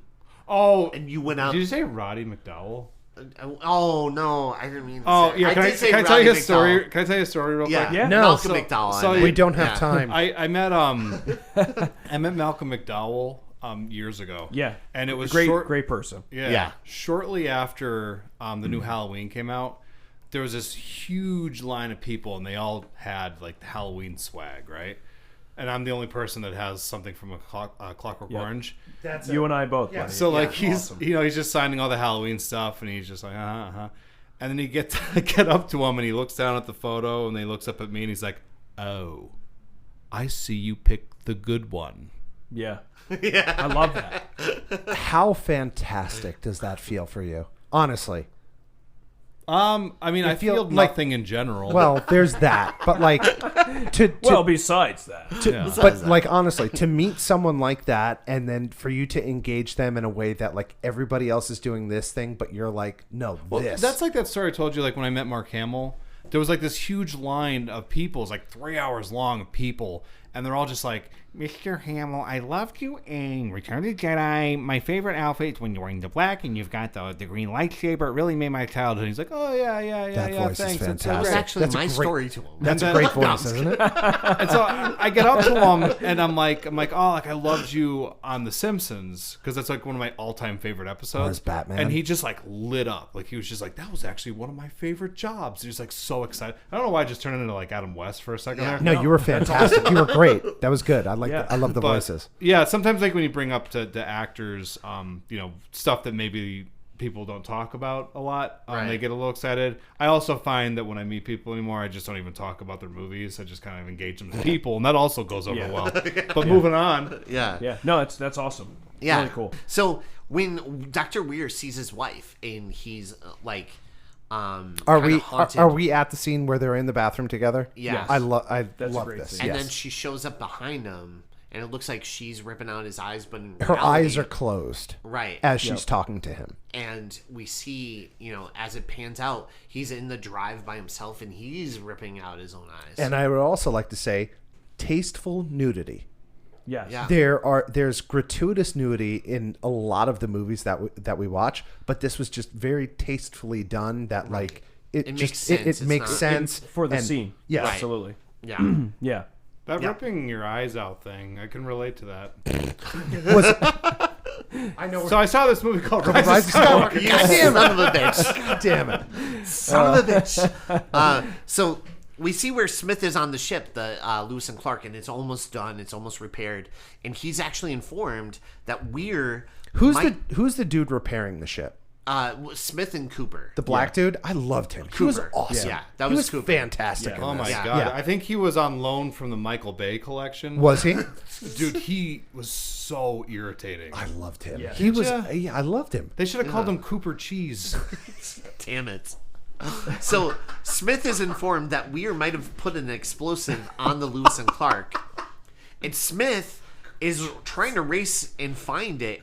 And when he actually finds the explosive, it's literally like 5 seconds left, and boom! Like Yeah, the whole he ship goes to blows look up. and he sees that all the explosives are missing. Yeah. And then he tells him and he like opens up, he goes searching for it in the room Yeah. and then he finds it and there's 5 seconds left. And I love like that acting is phenomenal It's to me. awesome. Right. Because it's like, okay, Defeat it. you're going to get 5 seconds and you're going to tell a story in 5 seconds. The emotions of, I found it, oh shit, I'm going to die, acceptance, Yeah. death.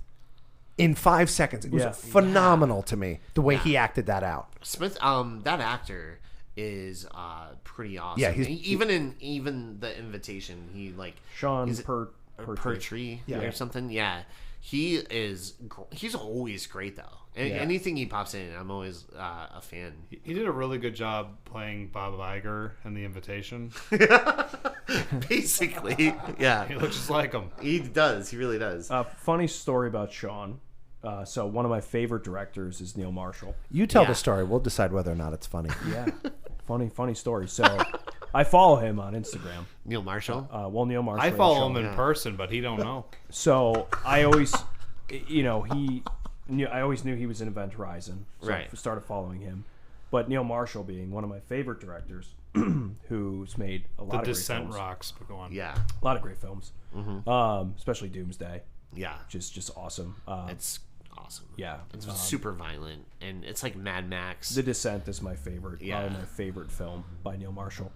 I reached out to him, had no intention of him responding back. He actually responded back because I told him, I was like, "Hey, huge fan, like love Doomsday. Like I know you are connected to like Sean Pertwee, who's like in Event Horizon, which is another one of my favorite films. Yeah. You guys are like connected because of Dog Soldiers, which is awesome. You got me like big into Dog Soldiers." Yeah. And he responded back, and then he started following me. So he's one of my followers on Instagram. Oh, really? That's amazing. So if you go to my followers and you type in Neil Marshall, you will see that he follows me. Shut the hell up. Which I That's wrote awesome. back to him and I was like, "Can I just tell you, like, I'm on like cloud 9 right now. Like, you're following me. Like, thank you." Yeah. But he's one of my favorite directors. He's like, actually, my fingers Connection slipped, but between yeah, I'll Sean- follow you. between Sean and Neil Marshall, and Yeah. he was just very appreciative that I was a big fan of the films and stuff, which I think is so cool of directors or like actors to respond back to you. Yeah. Just Yeah. not like a crazy fan who's going to continuously stalk you. Like Right. Rory. But yeah, Yeah, like like me. Rory, who's going to be like, "Hey, I'm have a you ever seen huge that problem. film Rise of Skywalker? Made me rip my eyes out. Glad you made Event Horizon. 'Cause where I'm Nothing going, I to don't do with need eyes that. to Why see do you either. keep bringing that up? Yeah. But Poor Rise of I Skywalker. would listen if they ever make an Event Horizon 2, you should be in it and be like, "Hey, has anybody ever seen the Rise of Skywalker? Guess what? I ripped my eyes out too because where we're going, we don't need eyes to see this damn film." Yeah, I wish Yeah. I didn't have eyes when I was watching that movie. But go on. But yeah, so we see that the Lewis and Clark, the ship, it blows up. Did we get to the name of the ship, Lois and Clark? How fantastic that is. Oh, Lewis and yeah, Clark. I love that. It's awesome. What a great name. yeah. The Explorers? Open up a fucking history book, I know Rory. who they are. I don't but believe you. That name doesn't really make any sense in context of the film, though. Well, it's just It's not Cool ship thematic. name. Fuck this movie, Vince. And fuck you. fair enough. No, I'm kidding. And we see that Cooper, I'm just kidding. who was on the outside No, you're of not. the ship. You're not kidding. You're not kidding at all. I'm not. So Cooper, who was on the outside of the ship, gets blown off the ship and is kind of It's like, "Oh shit!" yeah. That's exactly how it is. He's like actually spot on. He's one of those characters that likes to just like explain everything that he's Yeah. thinking and doing, Yeah. which drives me Played by nuts. Richard T. Jones, by the way. Shout out. Does he also follow you on Instagram? No. No, but he was in another one of my favorite TV shows, the Sarah Connor Chronicles from back in the day when they did the Sarah Connor Chronicles spinoff on Fox, which I actually liked a lot. Yeah, it was actually not too bad. Gary Hedlund was the best part of the show. I think he was in Godzilla as well, like 2014 Godzilla. Okay. Fucking nerds. So, okay, go ahead. So so Weir then takes out DJ, basically performing like a Cinnabite autopsy on DJ, because DJ is in the med bay. Is this where he's hanging from hooks? Yeah, so he's hanging from hooks, like suspended in the air. I was looking for a mattress. Great Didn't job, see a by the way. mattress anywhere. Yeah. And we see that his whole chest has been like pretty much dissected. And like, again, opened. the cinematography on this, that looked amazing. Awesome. That Yeah. looked awesome. Yeah. And earlier they do allude that he had like some kind of open heart surgery. You could see the scar. You could see Yeah. a previous scar. Yeah. Yeah. And so to see now, like, And I his like- whole chest is like. And I ripped like open. how they're reaching for the scalpel and the blade and stuff like that, and you can see him like go from, oh shit, this is happening, to him passing. Yep. I Yeah. love that. The great acting on that. Oh, Yeah. absolutely. I agree. And we see also like his chest area like is now like a cavity, and all the organs are just spilled out onto like the med table below. It's actually one of the most horrific. I was going to say, is that what? deaths in- That's one of the things that classifies this as a horror. I'm assuming. Yeah. A horror movie. That. Yeah. Yeah. Rated This is R, good. I guess, because Definitely, because but like it's definitely one of the most horrific things I remember as a kid seeing up to that point. I was like, this is like the most effed up thing I've ever seen in my life. Did you guys talk about it over grilled cheese? We did. We did. But you know, I will say this film does go from like 0 to 60. Like, Yeah. there's no like, the story just starts and goes. Yeah, Like, there's no kind of like, let me draw out this story for like the first 30 minutes. Right. It is like, No, it hits down. you. it Yeah. hits you. What's the It go goes. blonde lady's name? Lieutenant Stark. Yeah, like going along with what you said, like there's no real lead up to this, but suddenly she's just like, I think this ship is alive. You're like, well, how did you get there? Just think that. She You just just- thinks it. Yeah. You know, there should have been moments where she's kind of like looking around, piecing it together, but she's just kind of reads it off an index card. We Yeah, don't have time This for that. ship is alive, I think. That's my performance. And I'm sticking with it. But Miller finds DJ, then decides to officially take out Weir for good. So he comes across Weir, who says the famous line, "Where we're going, we don't need roads." Oh wait, Nope. that's Dr. Brown. Yeah, that's a different. Where we're going, we don't need eyes to see. Yep. Robert Zemeckis was taking out his phone, getting ready to sue, watching Yeah. this movie. He's like, "Oh, you mother." Oh, okay. okay. All right, I see what you did there. He went, Yep. "Hey." I kind of wish Doc Brown did say that to Marty, and Marty's like, "What, Doc?" In the I don't dialogue, want to hang out Doc. with you anymore. the dialogue, by the way, leading up to that scene, if you go and actually search the script of all the different dialogue between the interaction with Miller and Weir, Yeah. it's actually a phenomenal interaction. Like, it's very creepy, Yeah. where he's like laughing, and Sam Neill does a great job Yeah. in that character role, playing this really creepy, I've now been turned, Right. He's know, he's almost enlightened. like was sitting gonna in say- that like chair when it like turns around Yeah. on the ship is like really fucking creepy.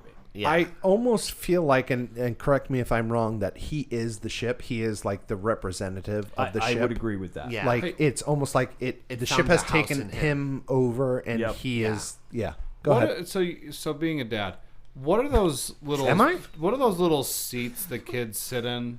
Car seats? No, they're not like car seats, but they're like suspended and they kind of sit in them. Like a high chair? No, not like a high chair. I like the One of those like rockers, bouncy the chairs. Yeah, bounce like little rockers. Yeah, like a like rocker. He's bouncer. right. Yeah. Yeah. So the rocker. thing Sam Neill's sitting in looks like one of those, but Yes. it was designed by James Cameron. Long way to that joke, but god damn it, I got there. Like a sway chair. Oh, Yeah. because of the way Yeah, that it's, because the way it's I suspended from- understand. Yep, from the I top. forgot about these. I suspension. saw that Yeah. thing and I giggled. Yeah. And you know who would love one of those chairs? And you should buy one for her? Young Vince? No. Who? Ella. Ella would love one of those She chairs. would. If you had it, like, you don't even need a child to have one of those. Like, Ella would love that. I don't want to encourage her to sit anywhere but my lap. Oh, that makes So- sense. She's very nice of soft. you. Yeah. Ella. You're very kind, man. I'll So try. Dr. Weir. Not to people, but to cats and mice. Go on. But Dr. Weir has lost his mind, and Dr. Weir at this point he has his eyes I are feel ripped like out. no. I feel like he'd lost his mind way beforehand, but now it's official. It's official. Everybody knows. And his face is all like cut up. And not to mention that when his eyes get gouged out, yeah, nothing on the ship does that. He does that to himself, which is fucked up. Yeah. Let me ask you guys a question. I mean, I've never done that. No, okay, go ahead. do you think Weir knew that ship had gone somewhere, and that knowing it came back, that this was going to happen? I feel like that, right? Yes, and he wanted to bring people to the ship. Correct. As not food or fodder or whatever, but he wanted to bring new specimens to the ship for the ship or whatever it is, the spirit, to do whatever they wanted. Just bring something totally- new. People to Frank, right? Like with the right. getting the Bringing like victims to feed. Correct. I totally got the sense that he was on the ship that had like all the crazy sodomy. Oh yeah. He was on the ship where Like he everything was went bad. part of that. I kind of got a sense that he was like on the ship. That's actually interesting you say that, because I never really thought about it like that. But now that we're kind of talking, like, I kind of get the sense now, watching this multiple times. That's the first time I ever really thought about it. That's a great point. Like, maybe he was already, maybe he evolved into something different. Almost like a host for the ship to bring Correct. not the victims, but yeah. Because who's to say that he didn't go through the portal and came back to, start this kind of over again, like it's a cycle. Yeah. He has to feed the ship. Correct. In a sense. I never so really he has thought to bring about it people like that. back. That's a great actually point, Rory. Who brought that point up? I'm going to take that point. I brought it up. I mean, okay, fair enough. I think fuck you, Vince. I think it was Rory. Yeah. I was trying to take my points away. I think, you know who I think it was? The Nun. The Nun. So Dr. Weir sets a course to the dark dimension, and Dr. Weir shoots a hole in the glass by accident. He's trying to shoot Miller. And eventually he shoots a hole in the bridge of the glass, right? Like the hole. Yeah, and he gets sucked through into space. Meanwhile, Cooper kind of showed up at the glass, and that's another reason why he shot at the glass too. Yes. And because Cooper's like, "I'm back, baby," and then Weir's like, "Oh, fuck I this love guy." how he blasted off and didn't know whether or not his oxygen tank would bring him back to where he was. I'm just going to try it. Wasn't there a Yeah. scene in Jason X where the guy tried to come back? Yeah, It just looked absolutely terrible. Brodsky. right. Yeah, It was just, I just remember it being a terrible scene. Yeah. It's been a while. Since Wait, I so are we watched talking about Event Horizon or Jason X? Well, no, I just Jason think X. that's I'm just just kidding. Yes. Oh my God. At least the scene in Event Horizon, Roy, give us some credit, right? Much better than the Jason X effects of the other guy trying to come back. Debatable. Plead the fifth. So Miller and Stark survive, and they end up finding Cooper, who's down below. And Miller sets the explosives as Stark and Cooper try to prep a lifeboat.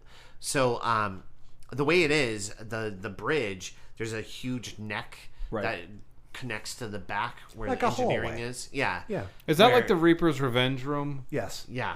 There's like a room It's like just that. like a hallway. Yeah, it looks like something out of a funhouse. Oh, that's another part of like the weird thing that connects to the gravity drive. Yeah. I kind of love that room because I feel like I've been in a bunch of haunted houses that have rooms that like at the that. end. Yeah. Yeah. Well, Lawrence Fishburne. So they were saying the cameraman and Lawrence Fishburne kept getting sick from trying to, you know how he runs down that at one point. Yeah.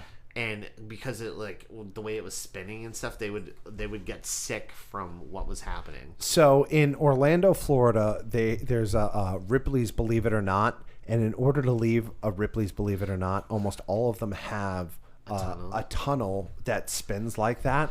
And they say that like people get sick on that all the time, and it's like 10 feet, and all you have to do is walk straight. And I remember talking to one of the guys who's like, "You'd be surprised at how many people can't make it out of there." Right. They just can't. It's like 10 feet long, but people just can't do it because it like throws them off, like their mental status. They can't fucking even get through 10 steps of getting to the other side. And Lawrence Fishburne had to do like take after Take take. after- And I so can't he was just, imagine, like, yeah. getting super.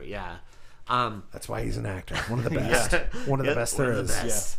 So Second time Freakquels guest too. Yeah, that's Talked about right. him twice. Larry. Yeah. So Miller faces off with Weir in the gravity drive, and it starts to spin around and sets to open, and Miller actually sacrifices himself by blowing up the bridge part, like the neck of the ship, so the lifeboat could get away, and then that part of the ship, the gravity drive, gets sucked into the black hole. Nice. So he sacrifices himself, and then we see that even though Weir got sucked out through the window, he actually is part of the ship now. Yeah. And almost like he's kind of like Jack Torrance in a way, like always part of the ship. But and he looks very much like A Pinhead. Jack without Torrance reference. Good. Yeah. Okay. But he looks like Pinhead. Do you see? Do you see? And he has like all those like marks in his face, almost like Pinhead, but no pins. And I actually love Pinless that head. look. Yeah. Again, a phenomenal performance by Sam Neill Yeah. to have to play this like dual character. Yeah. He's It's so good. impossible for him to falter. No, really, it's the truth. So good. Yeah. And then we see, that the front of the ship actually gets away. So Miller and Stark and Justin all kind of survive, and it flashes to like 72 days later, and a rescue ship is approaching it, and we see where Stark, she has like a nightmare that one of the guys in the suits was actually Weir. Yes. And The spaceman suit. He takes the spaceman suit off after she's been saved and revealed to Sam Neill with the fucking gouged out eyes. Right. Yes. And then she actually wakes up, and it turns out, it's two normal guys. Cooper's Cooper. there, and Cooper's Yeah. like trying to comfort her and bring her back to reality. Yeah. Now, if this was ever, if it did do well, I could totally see them doing a sequel, because not only that ship didn't really, the gravity drive didn't get destroyed. Yeah. But also that part of the ship was also haunted anyways. Yes. So that spirit maybe could still be part of that ship, and maybe re-scrap parts of it to make a new Event Horizon. Yeah. Can I ask you a question But No. about the ending of this movie? yeah. So the little screen comes up, little title card says 72 days later. Right. Why 72 days? Why not Do 73? you think they're writing the script and he's just like, some time needs to go by? 74 days. No, 74. No, that's Yes. stupid. I like that. 72. 72 See, like, days. How many days do you probably think a they meaning spent behind on that? it, right? Yeah, Like, there's Like, probably no, I don't deciding on think how so. many days? I don't think Yeah. any time went into Did the it. research. How Yeah. long they'd have to survive in the little chamber thing Yeah, before a rescue. I think they looked at it like how far from wherever they Neptune. were coming to, from a rescue ship, how many days it would take. It's like us, how many days would it take to get to the space station? Can I? Right. I'll take a stab at this. Sure. So I see the guy writing the script, and he's like, oh, God, how much time's gone by? And then he hears a knock on the door. He's like, pizza! And he's like, 72. Done. It could have went that way, for sure. yeah. Or maybe he talked to scientists and they were like, it would take 72. about 72 No. days. Of No. I can see, like, I can see, like, I consulted with NASA. And you know what? Rory's like, nah. Paul W.S. Anderson called a professor at a college. Hey, how many days would it take if we left Neptune to get to save this ship that's somewhere out past that way? hello, this is Clown College. 72. 72 days. That would be 72. So, yeah, I think that, because they never established in the beginning how long they were traveling. They just, go into the Cryostasis. And then when they wake up, they're literally, it seems like only Hyperspeed. a couple minutes went by. Yeah. But at this point, how long, were they asleep the first time around? I don't know. Yeah. Yeah. They don't really say. I also love how this movie ends with Me too. the end. Yeah. In case you weren't fucking sure, it's over. It's over. It's over. Yeah. The movie's done. It's done, man. You think there's Followed more? by a great song to end the No. film. Yeah. Yeah, so it ends Which with was the Prodigy. yeah, yeah. And which is an awesome, weird kind of techno. It's perfect vibe. Seven- for, It's like, very 1997. Yes. very nice. Yeah, Perfect 97, yeah. 1997. Exactly. So what are Roy, what are your thoughts about Event Horizon?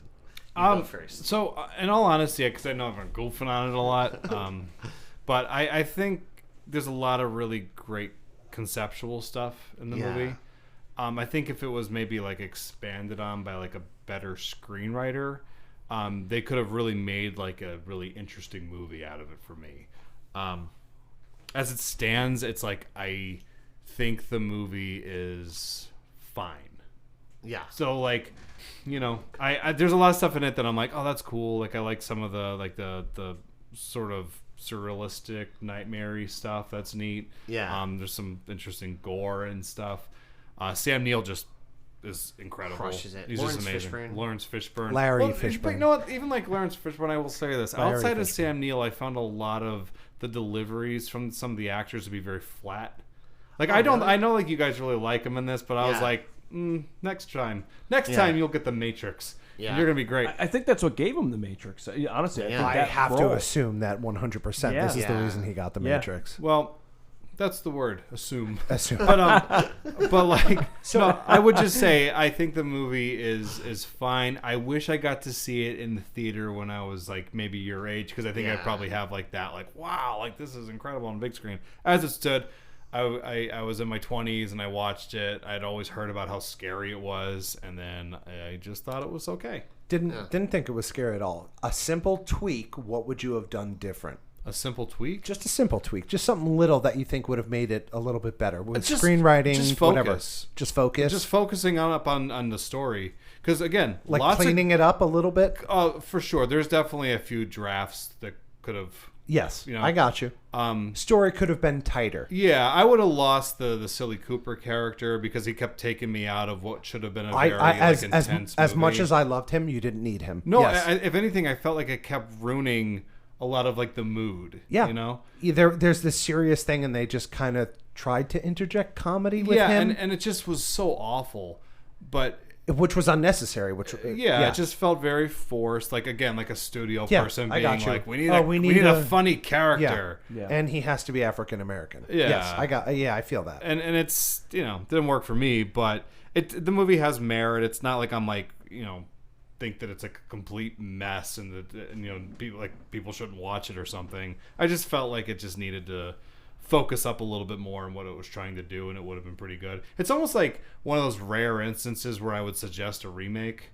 Yeah. I actually would love to see a remake. Yeah. Yeah. I'm not in favor of remakes, but I'm only ever in favor of remakes if you're taking a movie that didn't work and try to do something better twist with it. up a little Yeah. bit. Yeah. So Yeah. the thing that Hollywood loves to do is take something that was once successful and then try and reboot it. Where I feel like they need to take something like this, which has a great story and a great theory It has behind a cult it. following now too. Yes. So And then take something like that and recreate that, which was already kind of good, but you can make it better, versus taking Aladdin, which was cartoon, and then trying to make it live action. Let's not do shit that was done and was successful. Let's take something that was bombed but had a good idea behind it and recreate that and make that better. Take like the strengths. yes, Yeah. 100%. Yeah. And Vince, your thoughts on this movie? I absolutely love this. I feel this was honestly my favorite movie of anything that we've ever done, but that might just because The Matrix is one of my favorite movies. Matrix is in my top 5 movies of all time, and I love Larry Fishburne. He was great in this, even though there was like certain things where like, yeah, that they pulled that. The Matrix pulled that straight from this movie. Yeah. After watching that, my mind was blown. Yeah. Like, holy shit, this was taken from it. This was taken from. I thought they actually shot it on the Nebuchadnezzar. Yeah. Right. Like literally straight from the Matrix. But I thought it was great. I loved the cinematography. The CGI, some of those scenes, like the I know, I can see the look on his face. Yeah. The gravity was so, but like there were certain shots where we say this all the time. Like if you were to just take a still of this and put it on a poster or just it looked beautiful. Yeah. I honestly think it looked beautiful. I have to go back and look at the Foley on this, but I loved the Please sound design. listen to it, I dude. will. You I could promise probably you I will. find, like, because I know for a fact that somebody on YouTube must have put together Yeah. like a video of all the silly Did sound you guys effects in this. Did you guys catch the Wilhelm scream in this? The one? Oh no. No. No. Okay, I'll find it. We'll I don't go think back to this. I couldn't hear it over all my yawning. Adam, how'd you feel about the movie? Oh, I mean, For me, it's a favorite, right? You picked this, right? This was you. Yeah. This was a you pick. I said to EJ, I'm like, God, I would love to, to review Event Horizon. Yeah. First and foremost, some really cool perspectives. But going back to real quick before I tell you how I love the film. You're just about to give me the middle finger. No, I love you. That's only for me. But that whole orgy scene kind of makes me think maybe Dr. Weir was a part of this weird. Yeah. It's kind of a cool concept to think back to now. I'm wow, that's a really great way to think about that. Never really thought about that. So thank you for that. It isn't I'm sorry. No, it's isn't okay. like Aliens and then they did Covenant. No, there's a lot of movies in between that. Yeah. But didn't the most recent one, I feel like if they did that, where they went back and they told that story, I think people would be interested in that. If they could do a little bit of foreshadowing and go back and tell what actually happened, how they got how Event Horizon became what it was, I feel like so almost like what they did with The Thing. Yeah, like a prequel to show you. I feel like that I'd be interested in that, and I'd love Disney to Plus series. Yeah, like a Boba Fett. Fucking. Oh man. But I love the film from the cast, the director, the score is awesome. It just fits the film. Mm-hmm. I have some really cool notes. So a couple things. I think we said before. There's this lost footage. 130-minute cut was the original. I think the other cut was 100 minutes, 99 minutes, 100 minutes, something like that. Yeah. Anderson, who directed it, said for us to restore that footage, they would need a Snyder cut. He said they would need a Snyder cut to do it. Somebody also called. I said The Shining in space, and then it's funny you referenced that, so we're giving you the credit on that. Thank you. It's awesome that you said that. Some guy named Roger Ebert called it that. I think it was a no. I don't think it ever worked out for him. So the funny thing is, Amazon is actually planning a TV series for the Event Horizon. Shut up. I didn't want to spoil this because I thought this was cool. What? So this was announced back in 2019, but then the pandemic hit. They had a wait. What's the pandemic? Explain that to me. God. What happened? Took a lot of things away from us, Vince. Now we need this TV series. They actually interviewed Lawrence Fishburne. Larry Fishburne. Larry, yes. During John Wick 4 last year. Yeah. And they started talking with him, and he is open to returning as Captain Miller. Wow. To reprise his role. So this was discussed during interviews promoting John Wick 4. They actually brought it up to him. Hey, by the way, there's an Amazon series. I would totally be open to come back to playing Captain Miller. So Adam Wingard, yeah. Is planning to produce and direct the series. Obviously, he's making another Godzilla film right now. Right. But is still attached to the project. They'd be a good choice for that. I think. And the same writer, Philip Eisner, who also wrote The Event Horizon, is coming back to write the TV series. So if you go to Philip Eisner's profile on IMDb, Event Horizon is in there as an upcoming project. So it's still on the horizon, and which is funny. It's still on the horizon, but the series is supposed to quote unquote dive more into the idea of a prequel. What happened? How did we get to this part? I'm in on that. I watched that. So Amazon it's going to be an Amazon series as of right now, but the production got delayed, I think, because of the new Godzilla film. There were some changes, but it's still happening from what I understand. That's awesome. They also came out with a 4K version of the film about a year ago, which... Is it a Criterion? I don't know. Shot. The transfer looks pretty awesome. Yeah. Now, it also comes with the Blu-ray, and the Blu-ray is where all the featurettes are. Basically, they have a bunch of different interviews with the cast, the director, the writer... and then they have some unfilmed rescue scene in the making of Event Horizon, which is awesome. So that's awesome. The 4K, wasn't that known as the drink coaster edition? You son of a bitch. You son of a bitch. So that's the fun part, is that I was really excited to talk a little bit about that, because I was if they make a TV series of this, they could I'd do be in so on that. much I'd watch that. to really even hype the original Event Horizon up even more. With even some of the original cast coming back. And especially if they get Larry, I'm in. Yeah. So, Yeah. but I love this film. There's always going to be cons to a film. Right. Some things we don't like. No, this one's flawless. What are you talking about? Shot-wise, sound-wise. No, but I think that's great to kind of critique, right? And Yeah. Rory, I agree with you. There's definitely always like some things that you could be like, man, I wish they did that better. But But at the same time, though, for like 1997, Yeah. I think it pretty still holds ground today Yeah. when you watch this film. I think so too. The set design is absolutely incredible. Yeah. Like the ship itself, the interior is incredible. Even the exterior of the ship, Awesome. I love it. it's like Firefly. Yeah, and I also love the window of the event horizon, like on the bridge that like it's almost like a weird cross kind of window. Yeah. It almost looks like the cross of St. The blood Peter, filling like up the in the water. Yeah, like the Do you shining. know what it was based on? The design of the ship? No.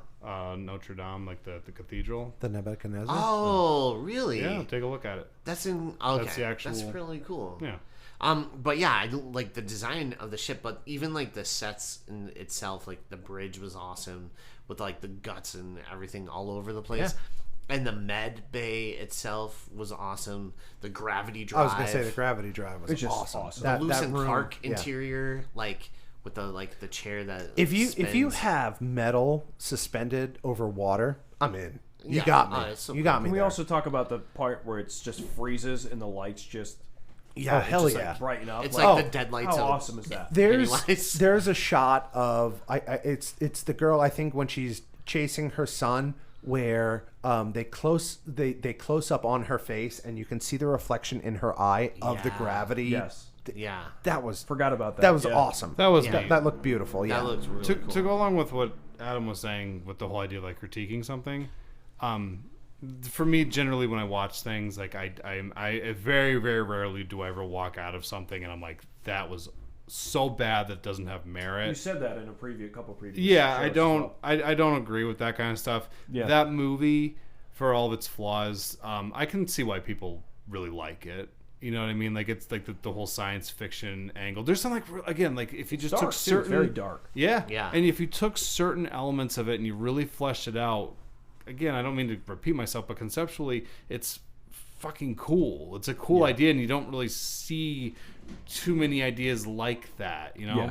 So, Yeah. I like, again, like when I'm kind of goofing on it, it's not because I think like it's like a piece of garbage or something like that. Yeah. And just for the listener at home, Rory will give his opinion on all of these movies, and I value no one's opinion on anything cinema related more than I value Rory's opinion on something. So if he says something and he says take a second look at it, I will take a second look at it just because he said it. Right. So I just want to give him a little bit of cred, whereas like you may think he's shitting on this movie. He's not. I No, don't think not he at all. is. But like I take what he says and I go back and I'll reevaluate because of it. Yeah. Here's your sack of Thank money. you. For all Yeah, the and Rory, downloads. I mean, you family's did. starving. I mean, I remember listening to a few episodes. There was something that you said, like you always give a movie a chance. Yeah.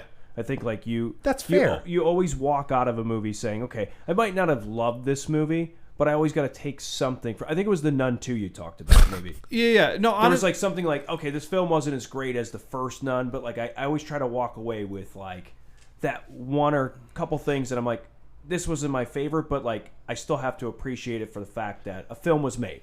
there was even Yes. like Martin Scorsese said this, where you could watch a movie like because Right. he's always encouraging you to kind of go into like the depths of film history, Yeah. and just like watch everything. Because he said like you might not like the movie, but there might be something in there that you take away. That you can take away Yeah, from it. and even for myself, like there's so many like when I'm writing and I'm doing my own stuff, like it's hard to believe that there's not just like moments and images that are just kind of like in my brain that are helping me produce the kind of stuff that I'm coming up with, and it's really just from opening myself up to all of what cinema is. I detest when I listen to people just completely like Punch rip down, things as we say. Yeah, I don't like that. I don't like that reductive view on things where they're just like, oh, that was mid or that was like lame, and it's like this fucking gigantic thing like Dune 2 or something, where they're like, oh, you know, it's okay, and you're like, are you kidding me? Even if you didn't like that movie, appreciate like the beautiful scope of it, and I mean, not to go off on a rant, but yeah, I think all movies for the most part have something that you can take away from them, and that's even the 1991 Captain America, by the way, where he throws his shield and it's caught by the Red Skull. More so whenever he steals people's car in that movie. Yeah, it happens a lot. He's like, I think I'm gonna be sick. I'll think about that for the rest of my life. Actually, great acting, by the way. Yeah, it's kind of rad. It's funny. We're still in the boat of like, we like Dan Dillinger as our Captain America over Chris Evans. No, it's the truth though. I mean, he is honestly. I think if you could take a Matt Sillinger and bring him into 2024 and play Captain America as his age then, it would have been amazing. Yeah, he just got put in a really shitty budget. Yeah, but did a really good job as Captain America. Oh, he was awesome. Just some really corny lines like, "I love you, Bernie. I love you, Bernie." I wish they could have. I wish I could take the cast from the Fantastic Four movie that was made in like 2005. I wish I could stick those guys into the new movie. Yeah, the MCU. Like I know. They're not like not the Shadow. Alba, Chris Evans. The guy went back for everybody in Titanic. The commish. The commish.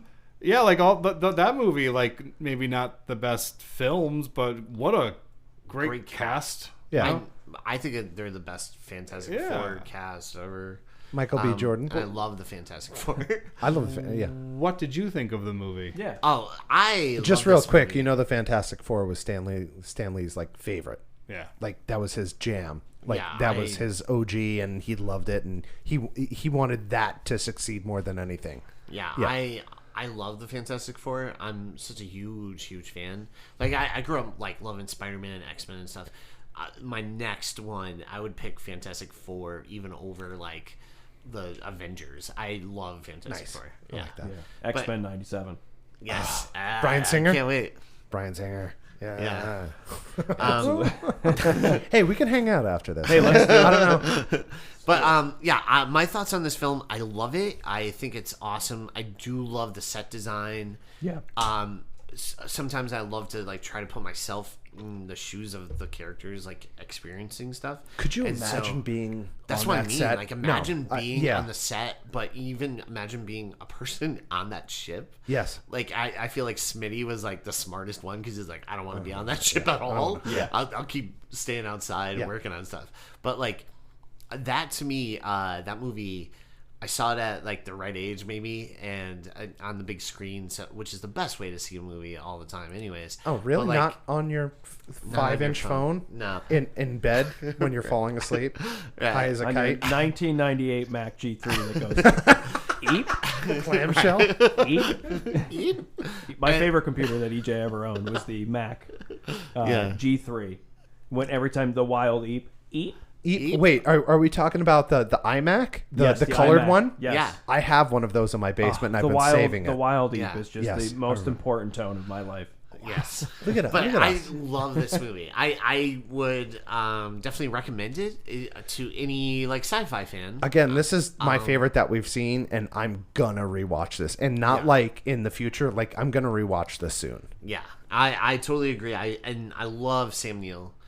This is definitely one of his like best roles and stuff besides Jurassic Park and other movies What's that too. one? But like, what's Jurassic? What is it? Jurassic Park? Jurassic Park? But no, Sam Neill's great in it. Lawrence Fishburne. Is that like a movie about a swing set or a seesaw? Yeah. Okay, But I'll it's check a it out. really old seesaw. I'm gonna look at it. I'm gonna look for it. It's a really, really old seesaw. Jurassic 5 Park. Right. But with that being said, now we're gonna do something very special. First time ever doing it in the show. So Adam, we're gonna have you go ahead and play your song. Okay. Awesome. I'm ready.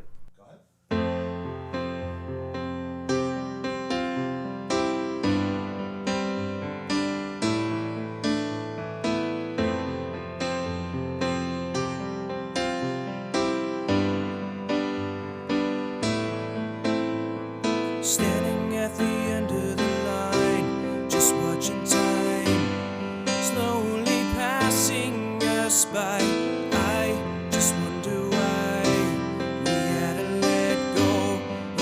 all of this left unknown.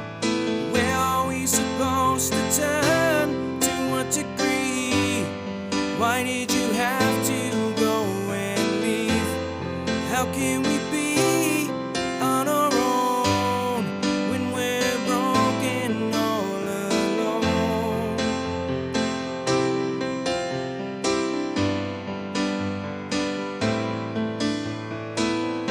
We're standing at the end of the line.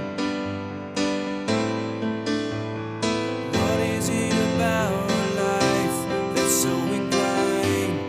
Wondering what comes after. I can't find the time to seem to let go. The hourglass fills up faster.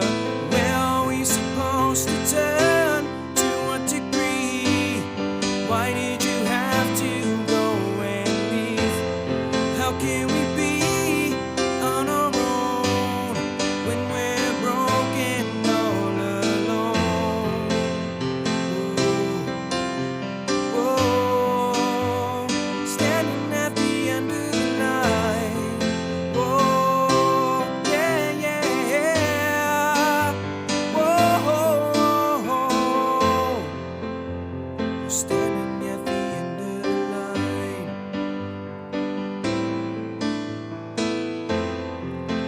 We're standing at the end of the line.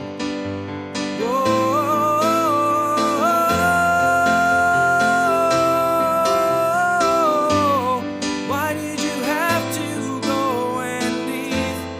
How can we be on our own when we're broken all alone? Whoa, whoa, standing at the end of the line. Whoa, yeah, yeah, yeah.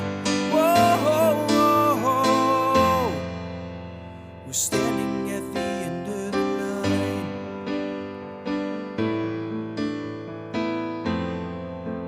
We're standing at the end of the line.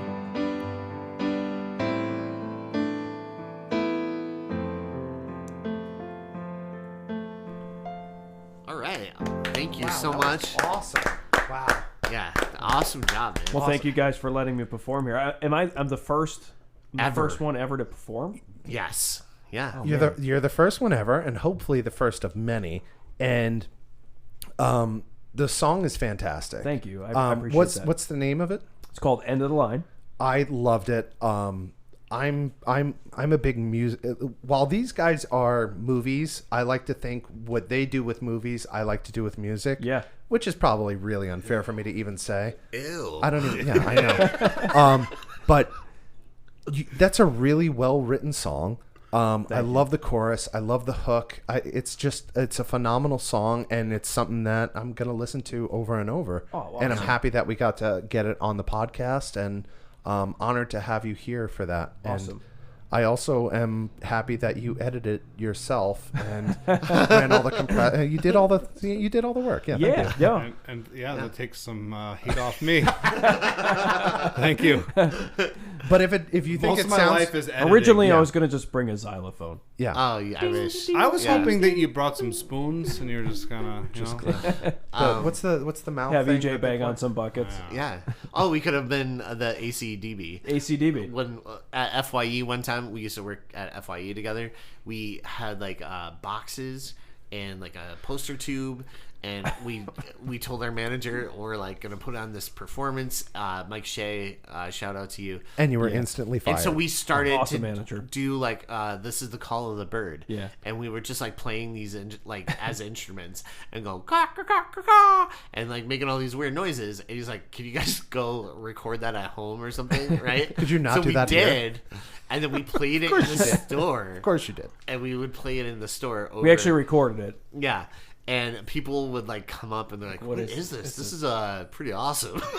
Have you ever seen the movie Young Einstein? Yes, where at the end of the film he has like the it's like Yes. so it was The kind of like didgeridoo. Okay, Yeah. the didgeridoo. yeah, Yeah. it was kind of like that because Yes. EJ would do like the Ooh. and it was very similar to that, but then we started doing these weird lyrics like Yeah. this is the This call of the bird. Gather This- all around. And I was like, what is this? It was like Tom Green meets like I don't know. It was very Tom Green. Yeah. It The was very fact that Tom you Green. guys worked there and didn't get fired instantly is amazing No. to me. Yeah. No, I we know. survived. Yeah. We survived. We had some great times. Yeah. Yeah. So, Mr. Farley, Yes. where can we find your music? Oh, you can find my music where anything today is streaming. So, like Apple Music, Apple Spotify. Music, Spotify, YouTube Music. I always forget to plug your YouTube. YouTube. Yeah. iTunes.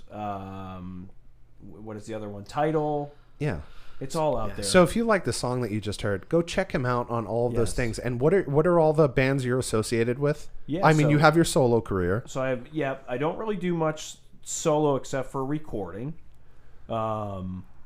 Any more performing out wise. My band is the MDG Crew. Rory, thank you for yawning directly into the microphone. Oh, You're welcome, bro. awesome. Sorry. I'm so proud of you, Rory. Yeah. I wouldn't have called that out. I love it. I love it because it's Rory. So you could yawn in my Goddamn. song anytime you want. But the MDG Crew, we've been around for a long time. And then I also do a duo band with my buddy Dave Rebar, who's a school teacher, called the DNA Duo. Okay. So you can find me on Instagram at Adam Farley's Music. EJ, you guys are always plugging me, which I love. Got a lot of shows coming up, both with the MDG Crew and the DNA Duo, from now until probably September. We're Awesome.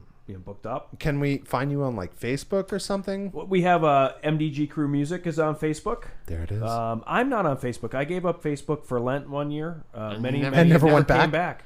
It was like 2010. Let me- just like gave it Adam, up. let me tell you something. I wish I could.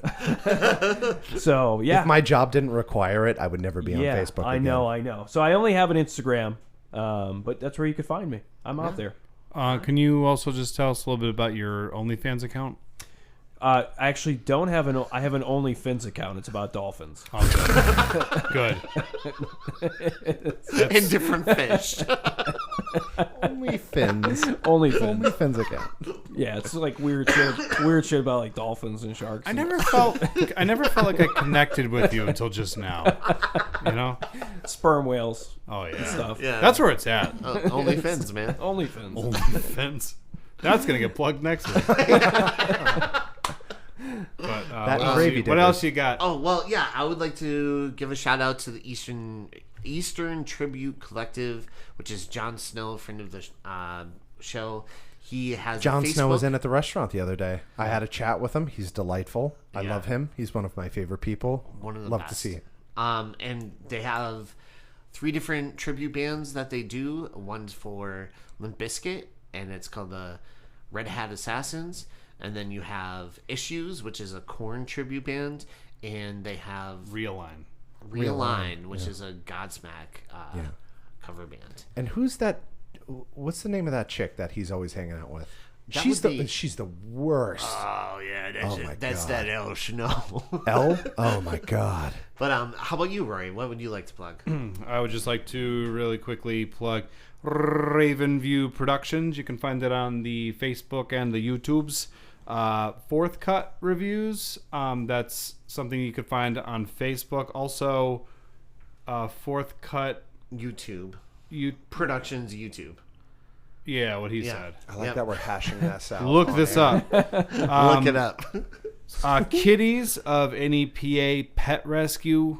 They do all sorts of wonderful work for cats. They go in and they save cats and they rehabilitate them, get them homes. They sometimes even Get them just off take drugs and yeah. Sometimes they get them off drugs and they get them enrolled into colleges so that they can have nice little lives for themselves. productive lives. Yeah. Ella was a cat who was a part of Kitties of an EPA Pet Rescue, and I myself rescued her. So if you don't want to just be just a big fucking prick your whole life, yeah, an asshole. Don't be an just asshole. stop being a scumbag and go on to Kitties of NEPA Pet Rescue and go fucking do something for someone that's not yourself. Yeah. Variant Season. Yes. Our buddy Will Perna's band. Just awesome rock music. Mark Yanish. Just I dare you to find a rock band that is produced better. They just sound so good. Gravy Diggers. Oh, Yeah. man. You know, the friend of best the- pot pies. Yeah. I mean, if you're looking for a pot pie, this is the place to go. My doctor says if I eat even one more, I'm going to die. But you know what? Are you going to listen to him? No, I'm eating one right now. I know. And my heart hurts. So much gravy on your face. I know. I don't know if it's gravy or if it's blood. We have forks and knives. You don't have to use your hands. I want to put my face in the pot pie. Fair enough. It's like a feed bag. But how about you, dickhead? You got something to say? Yeah, Vince. What do you got? What do you got, Vince? I really have nothing. I'm going to plug this guy. His name's Adam Farley. Check out his music. He's really good. I really enjoyed this song. I get here's the fun thing. Whether like he may admit it or not, I'm proud to say that I got to engineer one of his songs. Like, it wasn't much work, but he's a professional, and I can't wait to get into your studio. You're gonna invite me, and I'm gonna hang out with Jimmy Reynolds. And Yeah, we would love to I bring feel you like we down to became the best stew. friends tonight. Is Yeah, that absolutely. possible? Listen, you would love. Oh my god! I mean, first and foremost, like you and Jimmy together would be awesome. I feel like that this is long overdue that I haven't reached out to him. Someone brought up to me, then I just have felt scared to even contact him. It would be awesome to get together. Okay. and And do on the something. same end, I feel like some friendships ended tonight. It was George Lucas. It's George Lucas. And Eisner, Michael We used to Eisner. be real tight. Hey, But yeah, guys. Also, go onto our little Facebook. Oh yeah. Yeah. I love that you mentioned it off. Like, I could have just did it. Yeah, guys, if you want, you can follow us on Instagram. You could also email us at freakwellpodcast@gmail.com. Not Freakwells podcast. No, just freakquel. Singular. We'd love to hear all Freakquel. your terrible suggestions and hear your stupid fucking thoughts. Yeah. Yeah. Rate us 5, but berate us. It's okay. Yeah, it's okay to berate Just us. We tear us love down, but just please 5 stars. it. Yes. Yeah. It doesn't hurt us because consider the source. And also check out our Facebook where we post also photos and links to our most recent episodes and other little special things. Yeah, this is going to be a big episode because I have a feeling that people are going to go back. Even they're going to skip through all our stupid banter just to listen to Adam's song. I feel Yes. like that's going to be a thing. And We're then- riding your coattails, sir. Yeah, well, buddy. Yes, listen, we are. I mean, I would go to the part where Rory talks about George Lucas. Yes. That's my favorite part. That's everybody's favorite part. Hey. Hey. But yeah, no, we appreciate you coming on to the show, Adam. Yeah, dude, you Yeah. were a great Yeah. guest. Really good talker. I appreciated it. It was really nice looking over at you and just Yeah. seeing that so handsome. goddamn this- handsome. No. I It's know. amazing, even though you're not in the same room with people all the time. I know, we're all Right. doing crazy things in our lives, but it's like it just clicks. Everyone just gets right back to the same to the groove. groove. Yeah. And Vince is the man. I remember No, when I don't came do in that. with the family. Oh, dude. I think the first thing I told you was like, you have like the voice of an angel as a podcaster. And Like, I believe I told you, shut the fuck up. You did. Don't do that. yeah, I said, think you stop did. talking about me. I Don't think do you that. did. I don't like that. But no, this is awesome. Like I'm a huge fan of Yeah. the FREAKQUELS podcast. Like I listen Thanks, to man. it all the time. Like I told you guys in the beginning, it's like my favorite thing to do. Like I'm looking forward to being on the road tomorrow because I could pop on the 2 episodes that I missed and listen to them. Now, Yeah. I be And honest. nobody's paying me, by the way. To say That's that. fair. Be honest. When this episode airs, how many times are you going to listen to yourself? Honestly. Because I'm going to be fair. I fucking love listening to myself. Yeah, I don't know. Do you? I do. I would listen I to the hated my own episode. voice, but now I've come accustomed to it, and I'm just Yeah. talking right now just so I can hear myself talk later on. Yeah. Yeah, I don't. You ever see a man necessarily- pleasure himself to his own voice? I would I say have. necessarily don't In like a busy kitchen. listening to myself. I do like listening back to my music, and the only reason why I do is because there's always things I'm like, damn it, I wish I did this, or I wish I did that, because then when I'm recording new music, I'm like, now I want to kind of do it with this one. Yeah. Right? Whether it was a song that was written 5 years ago or a year ago, you're Right. always like, damn it, I wish I did that. So I hate listening to myself I talking. I hope I work with you again. You were fantastic. Oh, thank you, dude. I appreciate that. But like music-wise, I like listening to myself. Yeah. Not even your own sexy voice. It's like velvet. Did you eat velvet before you came here? Because it's so smooth. Your voice is fantastic. I have a lot of Vaseline in the car. Yeah. So, He also enjoys the sound of his own voice. I like to rub myself down with water-based petroleum before I go on there. No, this is awesome. I will say one thing that I don't like. Now we're on this topic. Is EJ knows this? Is that I don't when EJ and I dance. Yeah. I don't look at people. Okay. That's You have to like. I never realized that until I went back to watch all these videos of us. Us dancing? It's almost like I don't look at people when I dance. I'm kind of like in this weird, like I kind of in my own little zone. Yeah. So it's kind of like you like to listen to your. Yes. I love to dance, but I can't look at other people when I dance. Is I there a always tend to look possibility- down for some reason? Is there a possibility that if I paid you enough money, you would just make direct eye contact with me while you're dancing? It's tough. Even when I perform out, I do like to look at the crowd, but there are times I'm in my own element, and you'll notice in any of the videos, if you go to my Instagram, Which is what? whether Wait, it's what's full your band or- what's your It's Instagram? Adam Farley's music. You'll notice that I get in the zone where I close my eyes a lot because Yeah. I'm kind of like feeling the music, and then I might look out from time to time. Well, where you're going, you don't Need need. eyes to see. Dance. That's right, Rory. You're absolutely Didn't right. we You learn don't need anything? eyes to dance. So a little secret. I don't look at people when I dance. Well, that's weird because I notice if we're like doing kid and play, we definitely will look at it. Like we'll make eye contact, or Yeah. even like some parts. Yeah. If we're doing like a But I'll sync look dance or down. something, I might make eye contact with you, and then we like go into our own thing. But yeah. But with that being said, Adam, thank you so much for coming Oh onto my the God, show. of course. Please come back. I would love to. We'll schedule. You'll you definitely in. be back. Yeah. come back. 100%. Please, yes. Because Next time he there's so comes many on, movies. he's coming on, he's doing a stand-up comedy routine. Listen, Pressure's on, bitch. whatever you need me to do, I'm here for you. Yes. You need me to climb in a canoe and scour the waters of Alaska? I will. Like Lois and Well, Clark. we have another podcast. Exactly. We have another podcast called Canoequels Canoequels? podcast. Listen, throw me on. through the gravity drive. Let me see if hell is real. Yeah. Adam just comes back. But thank you so much for coming on. Guys, thank you at home for listening, or in your cars, or wherever you're listening to us. If it's in the bathtub, cool. If it's in a gravity drive, great. Guys, thank you so much for listening.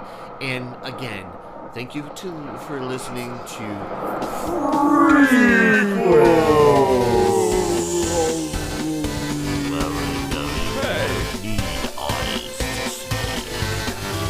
Space Horse is coming.